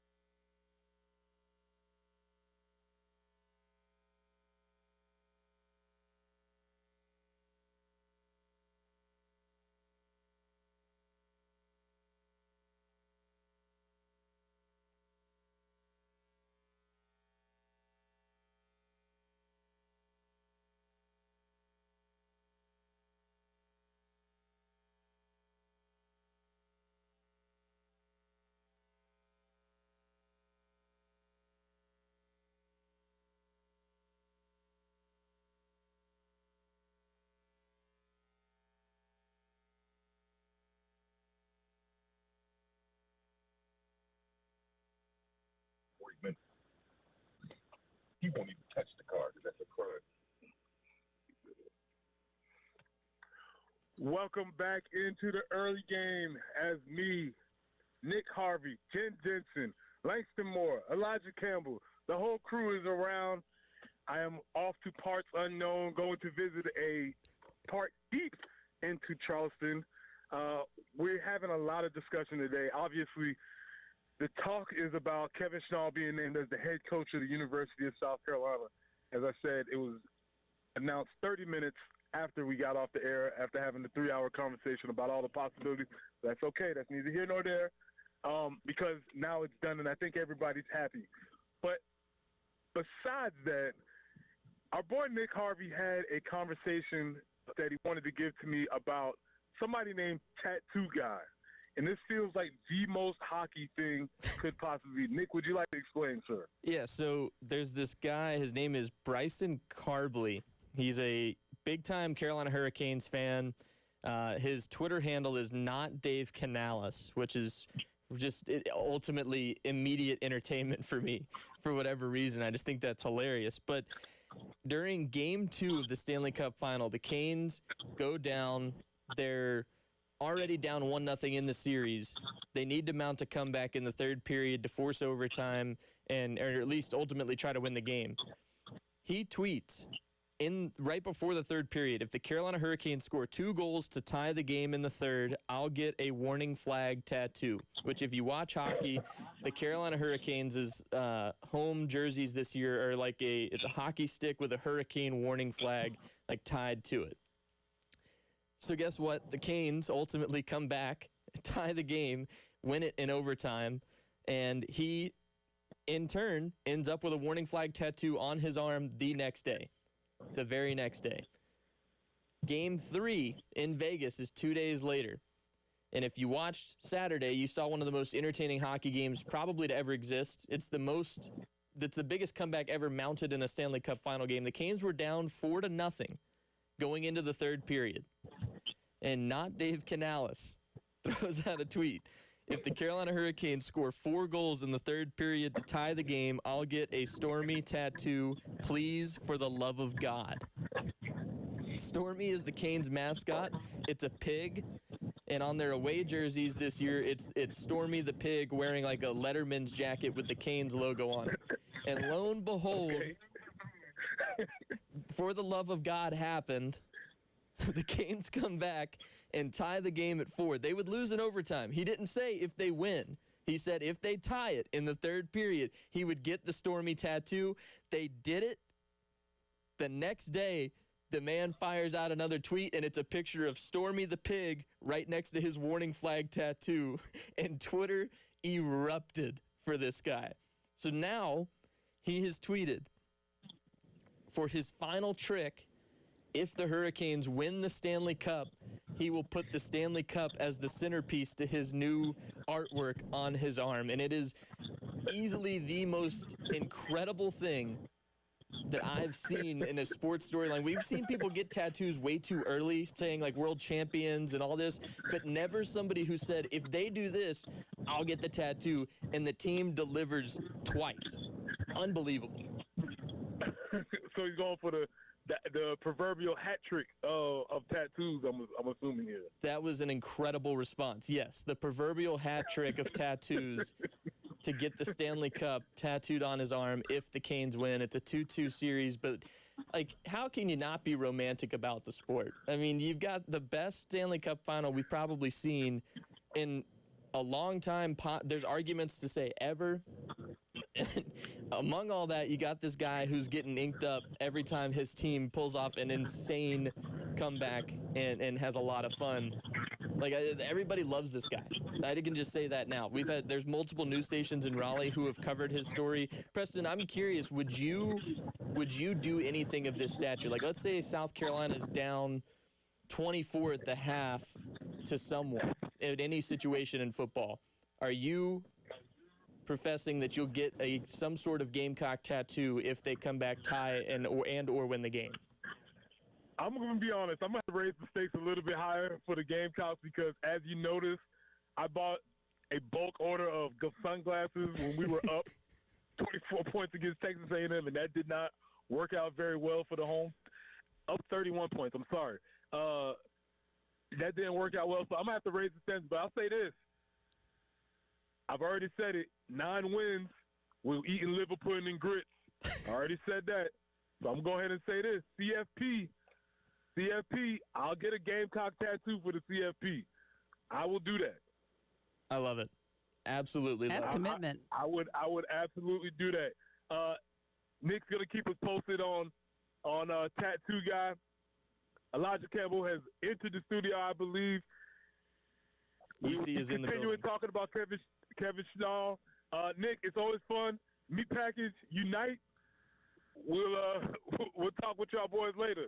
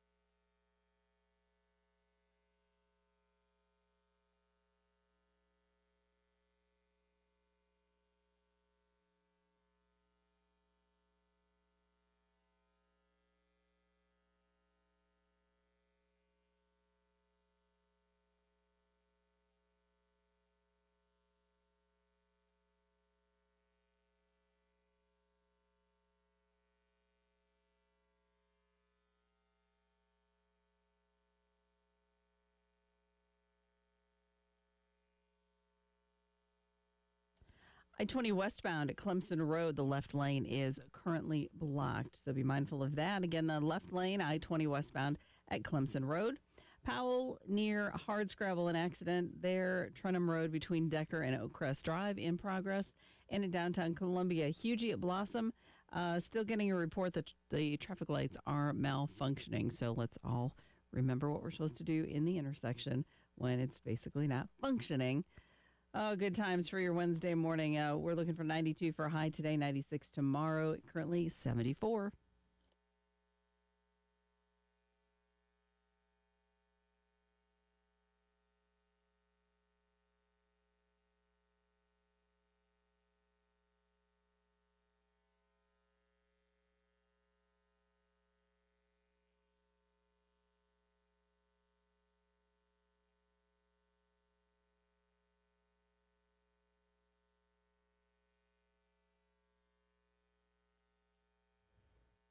Early game, third and long hour starts right now. I'm Elijah Campbell. He's Nick Harvey.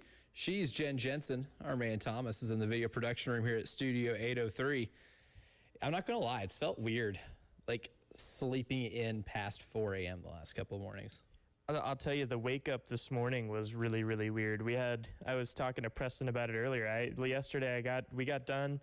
I went home, I slept for a couple hours, and then I was at work for the long haul at WIS last night for primary elections. So we got home around midnight and we made it back this morning. So Brother, you're running on fumes. It's been a crazy few days, to say the least. I'm telling you, though, if I had to rank the best beers on the planet, clearly, like, the beach beer might be number one. Airport beer's up there. Post-yard work beer is up there. Post-long day, like 10-plus hour day at work beer up there, specifically in a recliner. I would say for the indulgement, it's like a top 3 probably. Yeah, easily. Yeah, it's a great feeling. So when you are done with work today, sir, you are going to be. There might be a reward. You're gonna reward yourself. There could be. Yeah. There might be a midweek. Just lie on the couch, turn on the NBA Finals, and I could just rot for the next 12 hours. Like, as soon as I get off today, there's a chance I might not move. Honestly, once I get home, that's what I would do. there is a legitimate opportunity for me to just not move. Indulge in some good old-fashioned rot. Yeah. And you also can do that knowing South Carolina's got a new baseball coach. Because as soon as you guys went off the air yesterday, as soon as I was heading into the building, the news broke. I texted Preston the GIF from the Batman movie where the Joker says, "And here we go."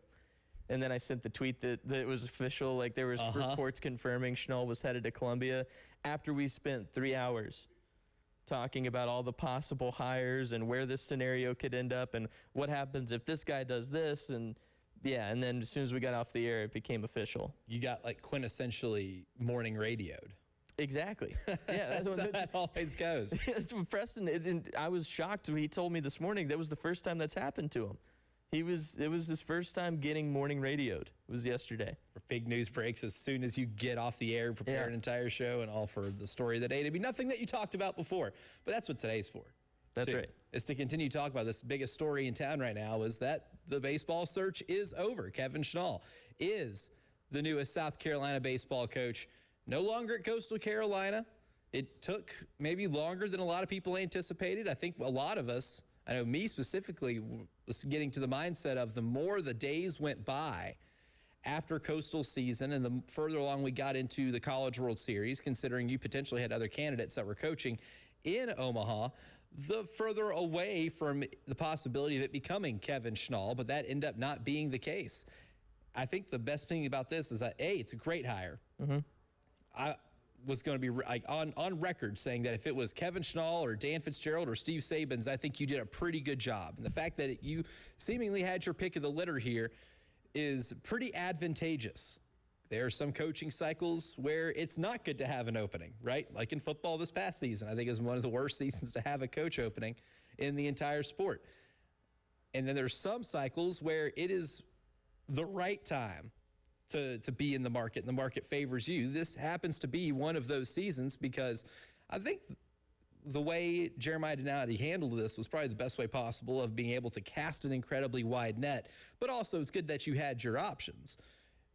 But for it to still be Kevin Schnall tells me they do firmly believe that guy is the right guy for the job, and I think his track record tells you that he could be ready for this opportunity. I mean, That's a really good baseball program at Coastal Carolina, and that's going to be a coveted job on its own. Yeah, absolutely. That's going to be a really coveted job. Preston and I talked a little bit about that off air this morning, but some of the names that have come up as far as maybe front runners on the early hot boards for Coastal's job, I mean, Chris Lemonis is in conversation. Yeah.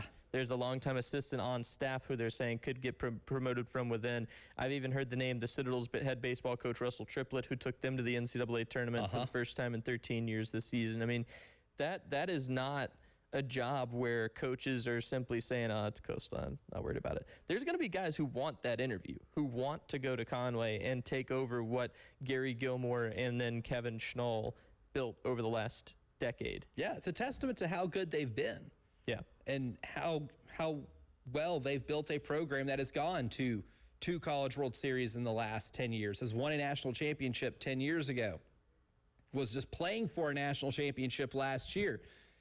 And for South Carolina to get Kevin Schnall, I think is exciting for the fan base too, because there is an identity that I think you're going to be able to get to play with. I think he does a really good job of getting players to buy in. And I actually, on the postgame show yesterday, had one of his former players on, Will Sykes, who was Gilbert native, an in-state guy who started his career at the Citadel.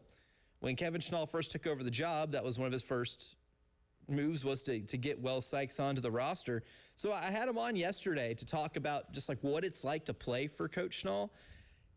Here's what he told me when it comes to getting players to buy in. This will be cut 7.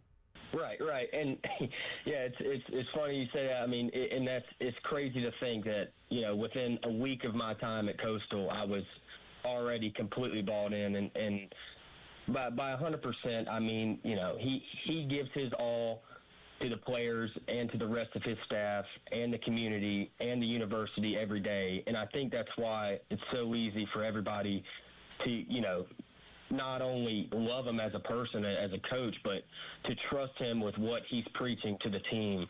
And I mean, like I said, when I joined the team in 2025 at Coastal, it was an automatic decision for me that I really liked his mentality, I liked his attitude, I liked the way he coached, and you know, it was just so easy for me to buy into his system. And I think that's why, you know, this is going to be such a good hire for the Cox, is that he's going to be able to come in there with a whole new squad and be able to get the entire program to follow his lead, and that's why I believe he has so much success, and definitely why, you know, I say he gives that 100% mentality and attitude on a day-to-day basis. So there you go. I think that was maybe my biggest takeaway from talking with him, and not just that clip, but like the entire interview, is that there is a significant amount of buy-in. He connects to his players really well. I think that's one of the reasons why you see the results that you had at Coastal Carolina the last couple of years. Even if this past year didn't end the way that they wanted it to, there are a lot of reasons why, right? I mean, they had some injury troubles, some guys that were really good baseball players that were not available for them this season. And I think you saw proof of concept with that, Nick, that as soon as, you know, Kevin Schnall is announced to be taking the South Carolina job, that there was a nice chunk of players from Coastal Carolina that entered into the transfer portal with do not contact tags, which is the telltale sign that if someone enters the portal with a do not contact tag after their coach left for a bigger job, they're probably going to follow the coach that is taking the big Power 4 job. Yeah, well, and the other thing too, and I found this tweet this morning. I was talking to Preston about it. Now I can't remember who it was that said it, but it was a former or maybe even current Clemson baseball player who tweeted and said, with the way that you're seeing all these players jump in to follow their head coach, it's just a testament to what he has built and the culture that he brings with his coaching structure, the way he builds his teams. When you see a bunch of guys hop in the portal and they're immediately going to where this guy's going, you know it's because he's built a good culture around how he coaches a program. Now, granted, I think it's also fair to say, hey, this is SEC baseball, and these guys certainly want to get their chance to play in a big baseball conference after dominating the Sun Belt for the past 2 seasons.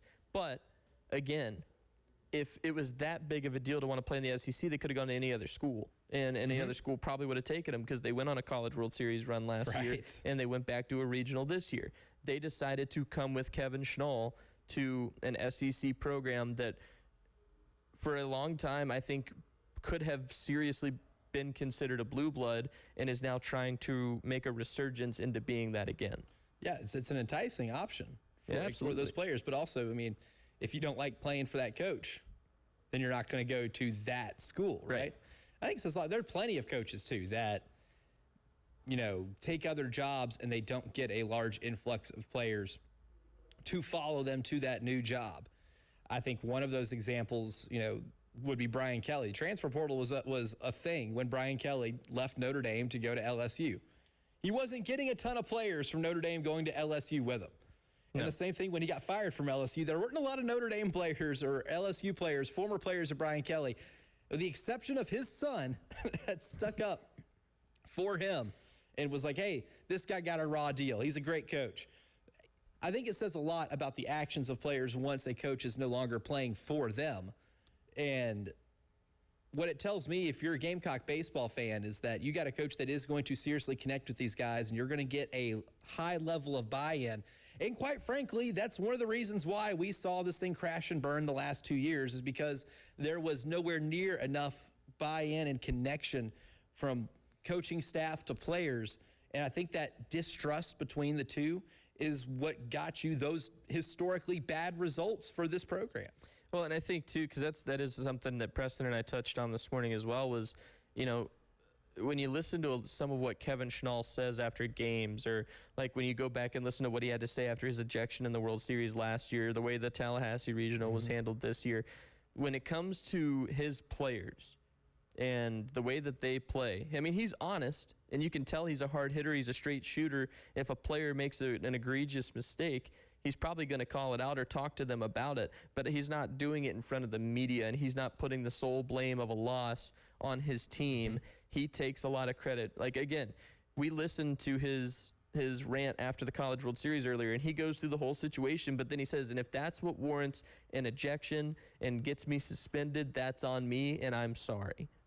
And he owned it. Accountability. And then he immediately said, our team phrase is own it.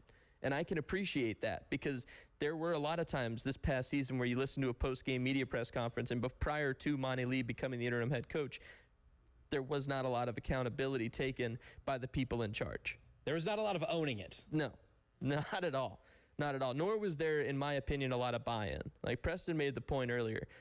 Palmineri was brought in what seemed like it was a short-term basis to rebuild the program, get them back on the right track, and then hand the program off to a Monty Lee or somebody who was ready to continue the legacy that is Carolina baseball. It was a notoriously big backfire. And now you're in the stage where you are still looking to climb that mountain again and claim your place as one of the blue bloods of college baseball. But in my opinion, you've got a guy who is as motivated as anyone else in the country to get that done.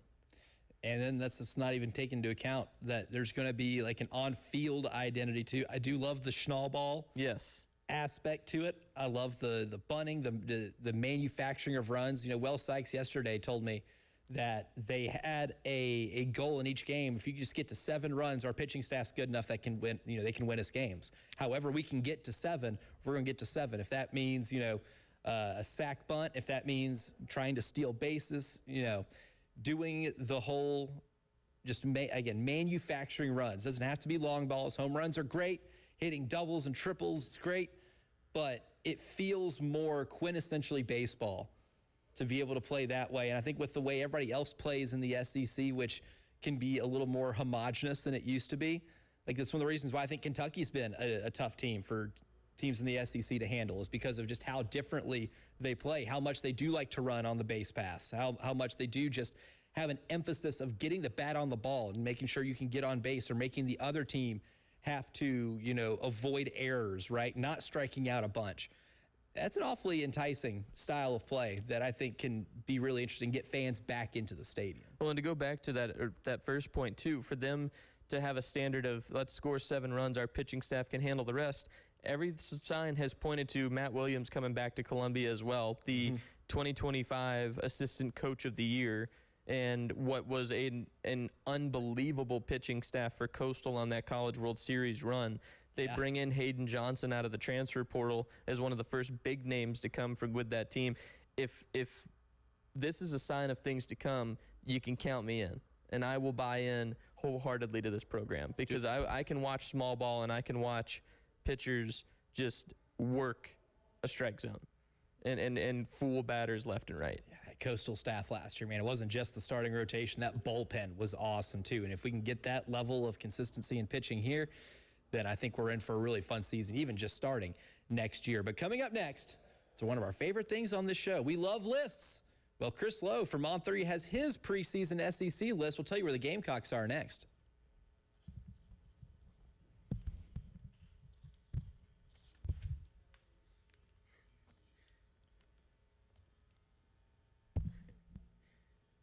We were talking right.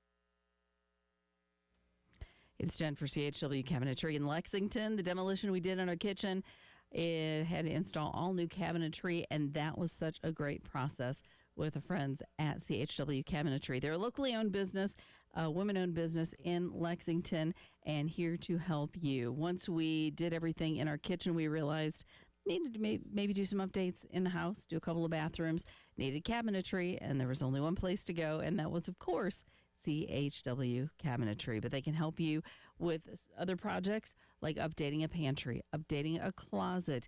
Are you thinking about an outdoor kitchen? They can certainly help you with that. So many ways that you can utilize their services and get those updates made in your home. Visit chwcabinetry.com or call them today at 803-520-6837. Be sure to tell them Jen sent you. CHW Cabinetry, passion from inspiration to installation.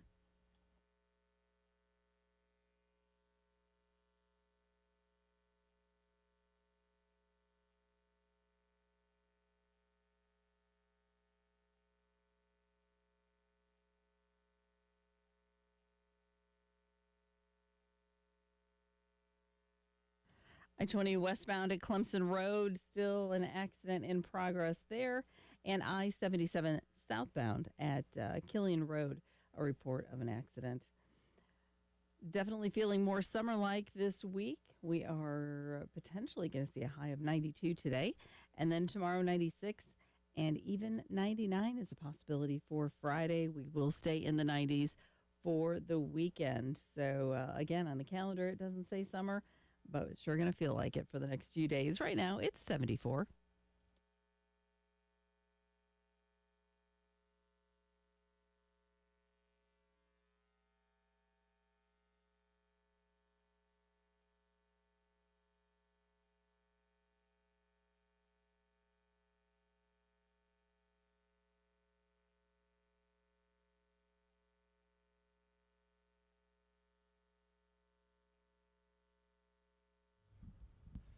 We love lists on this show. We don't care who knows.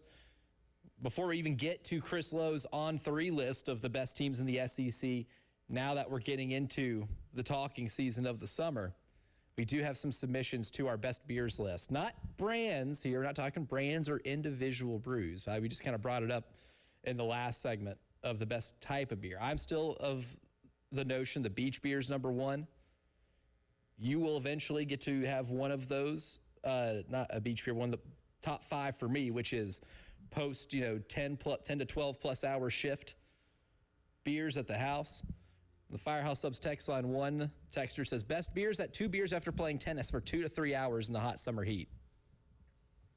Earned. Very earned. Yeah, earned. As soon as you step inside where the air conditioning is, get to crack one open, absolutely. I think that qualifies. Yeah. Even though, to me, I prefer the post-manual, outdoor yard work beer, but I do love playing tennis. I haven't played in a while, but I do love playing tennis. I hate to say it, I'm a pickleball guy myself. I was never good enough at tennis to control how to get the ball. I could get the ball over the net, but there was more often times than not I would send a tennis ball over the fence. I couldn't get it. Couldn't figure it out. I play a lot of hockey though, and also that includes inline hockey, roller out in the summer heat. Yeah, absolutely. Stuff like that. That give you. I would say you earn yourself a beer after that. 100%. Yeah. Plenty of beer leagues across the country too. Yeah. Wes on the Firehouse Subs text line says the shower beer is number 1. That's a fair argument. Almost cracked the top 5 for me. Yeah. If I'm having to rank all of them, it's probably just outside the top 1 or the top 5. So outside looking in, would have been those teams in the NCAA tournament that almost make it in, but they get the last 4 or first 4 out distinction. The shower beer would be that for me. One texter says beach beer or pool beer tied for number 1. We are on the same wavelength, my friend. And then another texter says the best beer is free beer. Also very true. Yeah. Honorable mention. 100% an honorable mention, if not in the top 10. Yeah. Yeah. Somebody comes up to you with an offering, it just brings a whole new joy to your experience, I feel like. Oh, it brings a different type of joy to whatever social setting you're in. Yeah, agreed. For sure. We still have a lot of them coming in, so we'll get to more of those later. Keep those rolling because, I might make it my goal by any point this summer to do a definitive top 10 list, like old David Letterman style, the top 10 best type of beers one can have throughout the course of a day. I want you to know, like, I've been kind of short-winded with some of these responses to these because I'm just in my head trying to compile a list. Like, I am deep in thought about this right now. I'm going to have to create a margin here on my notes just so I can at least write it down, have it in front of me, right? Because, you could say, oh, that was like one of my top 5 favorite movies or whatever of all time. Right. But then, like, you come up with a list in your head, you're like, oh, well, there's 15 different things here. Yeah, 15 different top 5s. Yeah, I've done that. Yeah, where it's like, I don't think it is, actually. I have done that more often times than not, where I just can't. Like, I tell people an egregious amount how often I'll be like, oh, yeah, that's a top 3 movie for me for sure. I can't imagine how many movies are in my top 3. I couldn't tell you. Definitely more than 3? 100%. There's probably 30 at the least. Like, that is a small, it's a massive short list. We are so into list season. This is awesome. But Chris Lowe on 3 gave his SEC summer power rankings. South Carolina, he's got at 10, 1 spot behind Florida, 1 spot ahead of Missouri. Now, do we agree with Chris Lowe here? Does this seem like the right spot for South Carolina? I personally, looking at this list, and without doing the normal deep dive, like once we get into July, then usually I've got a really good picture of what I think each team in the SEC is going to be. And as of right now, vibe-wise, 10 feels correct. I do like a lot about what Missouri's brought back. I think Missouri's going to be a hard eval, especially not knowing, Ahmad Hardy's status. I mean, the guy who was one of the leading rushers in college football last year, one of the best running backs in the country, a guy who was going to be a Heisman candidate. His availability after getting shot this offseason is going to be a big storyline for them, right? Yeah. Whether or not he's able to come back is pretty vital to the success of that team. But I look at a couple of teams ahead of South Carolina, and I see a couple of very leapfroggable teams here, especially in Tennessee and Florida, because I have no clue what those 2 teams are going to be. I'm still very surface level with, I guess, my understanding of how they're going to operate. In Florida, maybe even more of a mystery because you don't know what the new coaching staff's impact is going to be on a roster that is almost completely comprised of transfers and new players. But when we just look at it from a South Carolina perspective, I think you can look at everything the Gamecocks have coming back and the corrections they made to the things that ailed them last year, like offensive line play, offensive coordinator, offensive line coach, and you could say that they went in the right direction. But does it all come together on a football field enough to warrant being better than number 10? I don't know. I think because of the unanswered, I'm going to just continue to talk. The mysteries. I'm not. There are questions that are unanswered, so you are correct in that regard. And to that effect, I think you have to put them middle of the pack because we don't know. There is a new offensive coordinator. There's a new offensive line coach. There were a lot of transfers for the offensive line that you landed a couple top commitments, no doubt. But what is the coaching going to look like? What's the system going to look like under Briles? We don't know. We know we have returners that are awesome in Lenora Sellers and Nick Harbor on the offense that are going to be a big deal in the game planning of this team. I have no doubt about that. But from an execution standpoint, is Lenore's going to have enough time to throw the ball? Are we going to have enough time to spread the field out a little more and see not necessarily an air raid offense, but a fast-paced, able to find open space for Nick Harbor to run and take off and use his track speed to beat people? I don't know. It's tough because, again, at the end of the day, there's a whole lot of things where you say, well, I wonder if we'll be able to do this. I don't know.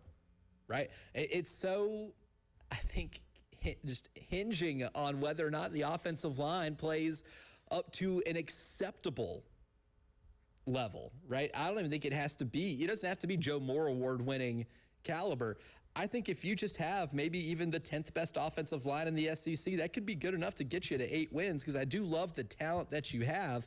The question's going to be the trenches. I feel confident the defensive line is going to be able to hold. I think that maybe your deepest unit and maybe the one you can be the most flexible. Just so much of the season is going to be just hinging on whether or not the offensive line plays up to status. And that's why this is the summer of the biggin. It is. It is indeed. And I will tell you Tarps off. that Preston and I yesterday, and he even said Elijah might not be thrilled with this conversation. However, we talked about whether or not the offensive line could be worse than it was last year. And I made a stark point, and it's one that you've heard me make multiple times before. We had a center have 3 false start penalties in a game. And if you're going to tell me that it can get worse than that, I'm not sure what to say. So I stamped it. I signed, sealed, delivered that there's, in my opinion, there's not a way where this offensive line is, by some definition, worse than it was last season. Dangerous game. Very dangerous game. Slippery slope. The early game, third and long hour goes deep. That's going to be next.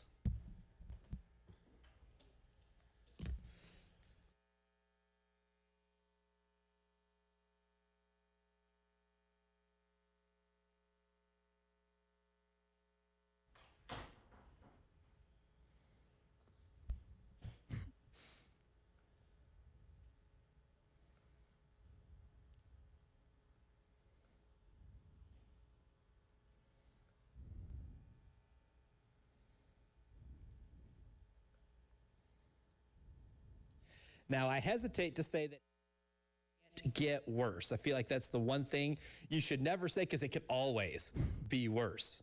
And if tax issues are something that's a problem for you right now, and you think, I can handle this, I got this, this is going to be no issue because my situation can't get worse. Wrong. It can get worse. And before things get worse, I highly recommend hitting up my friends over at the Ecton Law Firm, 803-771-9800. Consult with John and his team at the Ecton Law Firm, because they could probably tell you just as well as I can, your issue, whether it's personal income tax issues or business tax issues, can get worse. So utilize that free consultation that you can get and work with John and his team at the Ecton Law Firm, where they have been having proven local solutions here in the state of South Carolina for decades, and they're perfectly qualified to give you that peace of mind. 803-771-9800, or you can always visit them at ectonlawfirm.com. That's ECTONlawfirm.com.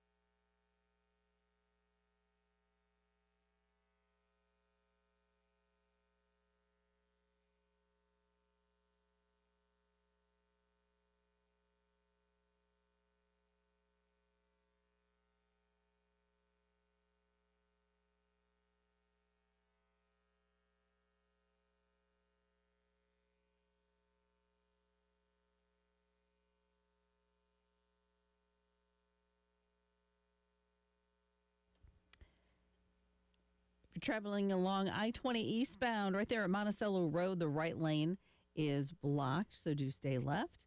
2 other accidents that are still in progress. I-20 westbound at Clemson Road and I-77 southbound at Killian.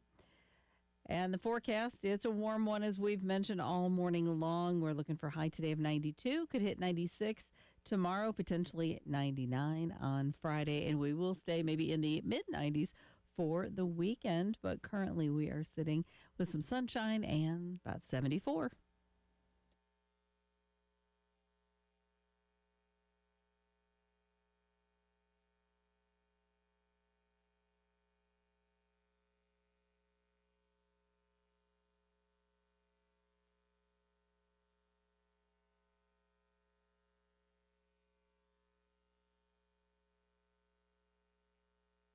For the early game, third long hour goes deep, where we're talking about the drought killers. Part 3 today are the moments that make you feel like you are cursed, right? The moments that make you believe in certain curses. Before we get to that, because we are still, the beer list on the text line has been fantastic here. I've got my own. I've gotten down to 7. I haven't completed a top 10, but Angels, I think, on the nose here, on the Firehouse Subs text line, says grilling beer. There was a thing, I remember there was a trend that I kept seeing on social media a couple years ago, people with the Blackstone grills, like the tabletop griddles or whatever. My dad loves There was like a thing where they would put the beer on the grill while they were cooking and take a picture of it. I don't think they left the beer on there, but it was more so just to document grill beer, except the beer was on the grill. Oh, I'm not putting it on the grill. I didn't get it. My roommate had a Blackstone in college. He did it once or twice, and I was like, all right, that's awesome. Just hope you didn't keep it there. But I remember like being a kid. My dad, for when I was a kid, he kind of shifted towards wine more when he was like grilling steaks and stuff. But certainly though, the grilling beers, yeah, that's up there. Matt says he was great at tennis homers, but best beer is the beach beer. So it's number 1 for me. Homers. Yeah, it's me too, Matt. Yeah, still number 1 for me is the beach beer.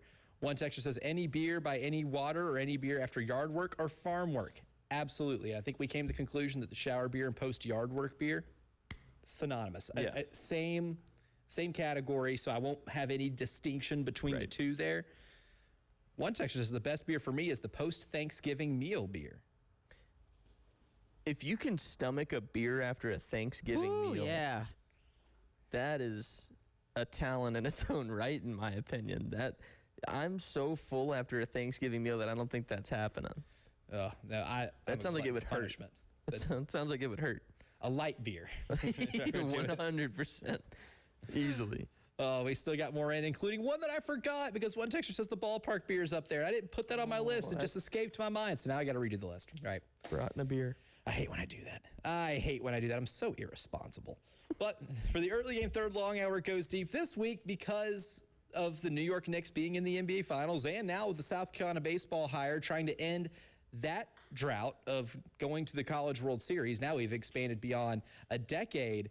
We've been talking about the drought killers, right? And today I want to talk about specifically the moments that make you believe in the type of curses that might make for a drought, right? There are plenty of examples that pop up into my head just outside of South Carolina, like the Bill Buckner error in the '86 World Series. I think haunted Red Sox fans forever when they went through their historic drought of winning a World Series. I think Jen Jensen can tell you firsthand she might hate Steve Bartman more than any other actual baseball player to ever play baseball. Steve Bartman didn't play. Some people really freaked out more than I did. I mean, yeah, I still disliked him for what he did, but come on.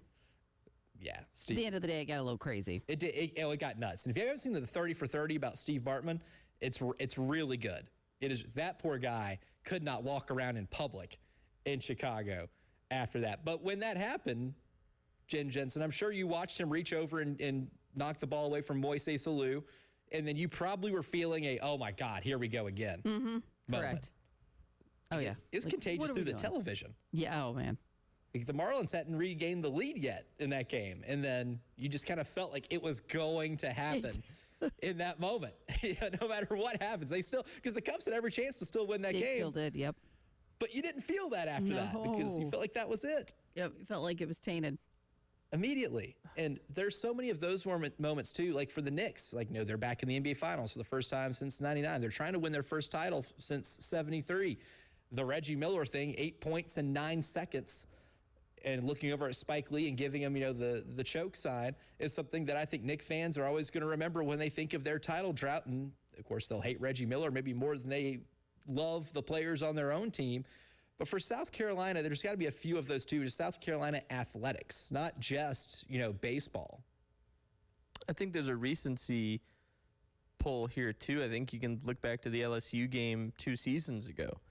Yeah. At home against the Tigers, and it all shifted when that pick 6 from Nicky Manwari gets called back because of the, I think it was unsportsmanlike or something or unnecessary roughness was the call on Kyle Kennard. On Kyle Kennard, yeah. And so there's that. You look back at that penalty and go, that's ridiculous. And then they end up missing that field goal to ultimately drop the game to the Tigers. I think that's a big one where you sit there and go, how did this happen?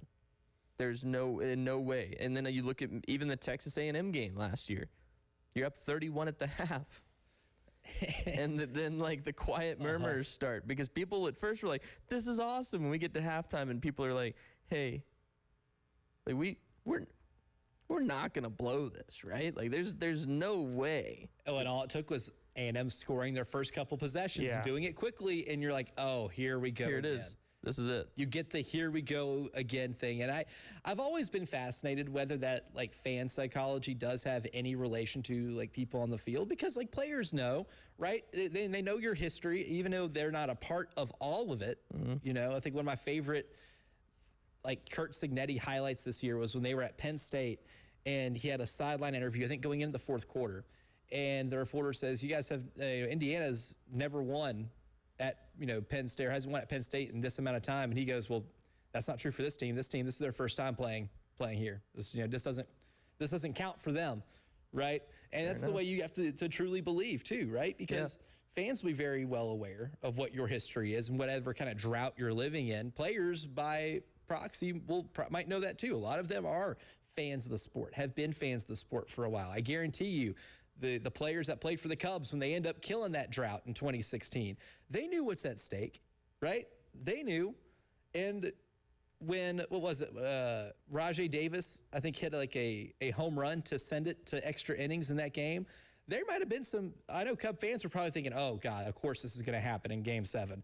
And you can't tell me there weren't at least a couple players in the Cubs going, oh, wow, okay, maybe this whole curse thing might be a little real. Mm-hmm. Even if they'll never admit to it, human nature tells you that is in your head, the back of your mind, at least a little bit. Well, and again, as a known and pretty well-established hockey fan / I've worked in the sports, stuff like that, the President's Trophy curse in the NHL is alive and well. And there are people who firmly believe in that. I'm one of those believers that the team who finishes the best in the regular season does not win the Stanley Cup. It hasn't happened since the Chicago Blackhawks won, and I think it was 2013 was the last time a President's Trophy winner won the Stanley Cup. That's one of the biggest professional sports curses to live right now. Besides, as a personal curse, the Rangers haven't won a cup since '94. It's not coming anytime soon. Yeah. That's just sad. And we did get a comment that it was the curse of the Bambino, not from Buckner letting the ball go. Yes, I do know that. The curse of the Bambino, where they traded Babe Ruth. The Red Sox were not supposed to win a title ever again. I think my point was fans started to believe in it a little more when one of your all-star players has the ball go underneath in between his legs that would have sealed the deal in a World Series. Absolute killer right there. But that's a moment that made fans probably believe it a little bit. And that's the thing about these long droughts too, is that there will be certain plays, even if you're not a superstitious person, sports has a funny way of making you feel superstitious a little bit. Yep. Yeah, it's one thing. And I think it was earlier this morning, Preston and I were talking about the Stanley Cup final, and I told him when I worked in hockey for the minor league team down in Charleston, I was very superstitious. I still am. Before the playoffs this year, I cut my hair. I had been growing my hair out for quite a long time. Shaved my beard, cut my hair. I was ready for the playoffs. They ended up losing. It is what it is. But my old broadcast partner used to consistently tell me, you're not you don't have any physical outcome on the game. And I'd be like, yeah, I know that. But I might have a mental outcome on the game. There's something that I could be doing wrong that could cause them to lose tonight, just based on my superstition in my head. And then, like Preston said, I end up looking at myself in the mirror going, what did we do? Well, when it works, what did I mess up? When it works, you feel like a winner. Yeah. We'll give you our winners for today's show coming up next.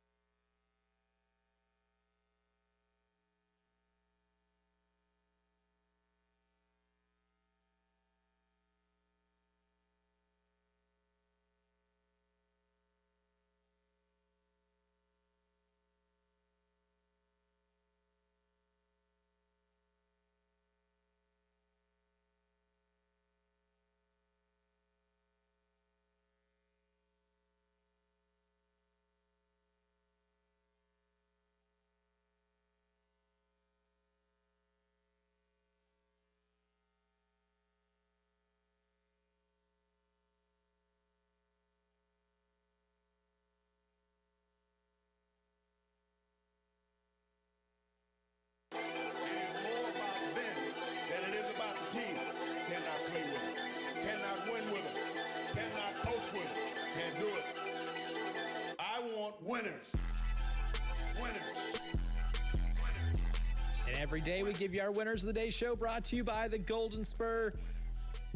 Nick Harvey, I think the number one winner for me. I've only been here for an hour, right? I had to sub in. Yeah. Doing a lot of subbing in. I've been doing my Manu Ginobili all week, subbing in here and there. Right. But just even for my brief time here this morning, my first winner is lists. I love compiling a good list, and we have so many more submissions to the best beer list. Case says on the Firehouse Subs text line, the Cornhole beer. Yeah. Any sport. Yard games. Or any, yard game in general. It's 10 times better. There's an art to it, I feel like. If you can, because I'm left-handed. I'm just picturing it in my head right now. If I've got a drink in this hand and a cornhole bag in this hand, and I'm drilling shots, there's not a better feeling. I'll give you that. When you've had one or two and you're in the sweet spot. Yep. Where you've kind of just released your inhibition and felt the rain on your skin, and now you're just letting it rain from distance. That's a good feeling.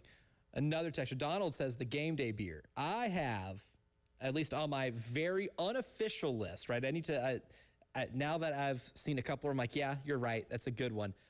I need to have more time to compile a more proper top 10, a more properly thought through top 10. But the game day beer I put as the tailgate beer.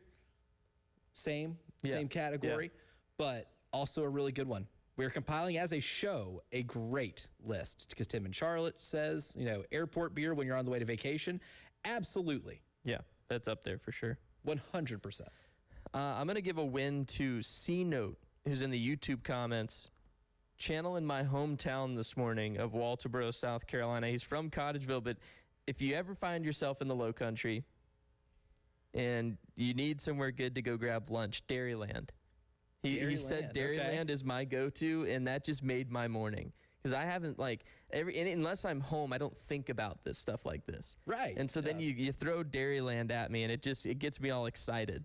Great chicken, great burgers, all kinds of good stuff. Because it all came about because somebody asked about Duke's Barbecue, another Walterboro establishment. It's a buffet down there. It just, the comments of people acknowledging Walterboro beyond obvious storylines makes me happy.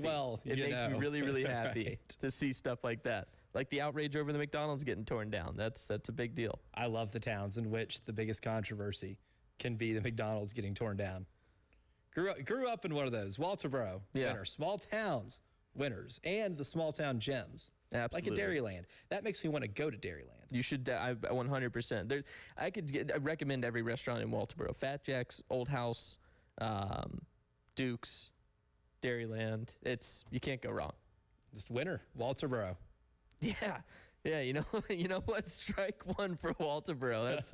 We'll just call them winners today. Put them on the board. We'll give them a winner sticker down the road. Yeah. Another winner too. I mean, because I haven't gotten to talk about this on air yet. The Carolina Hurricanes. Yes. Last night, you know what made me feel like it was a meant-to-be game last night for them? When Seth Jarvis had just a clear shot at the net. Carter Hart makes an incredible save.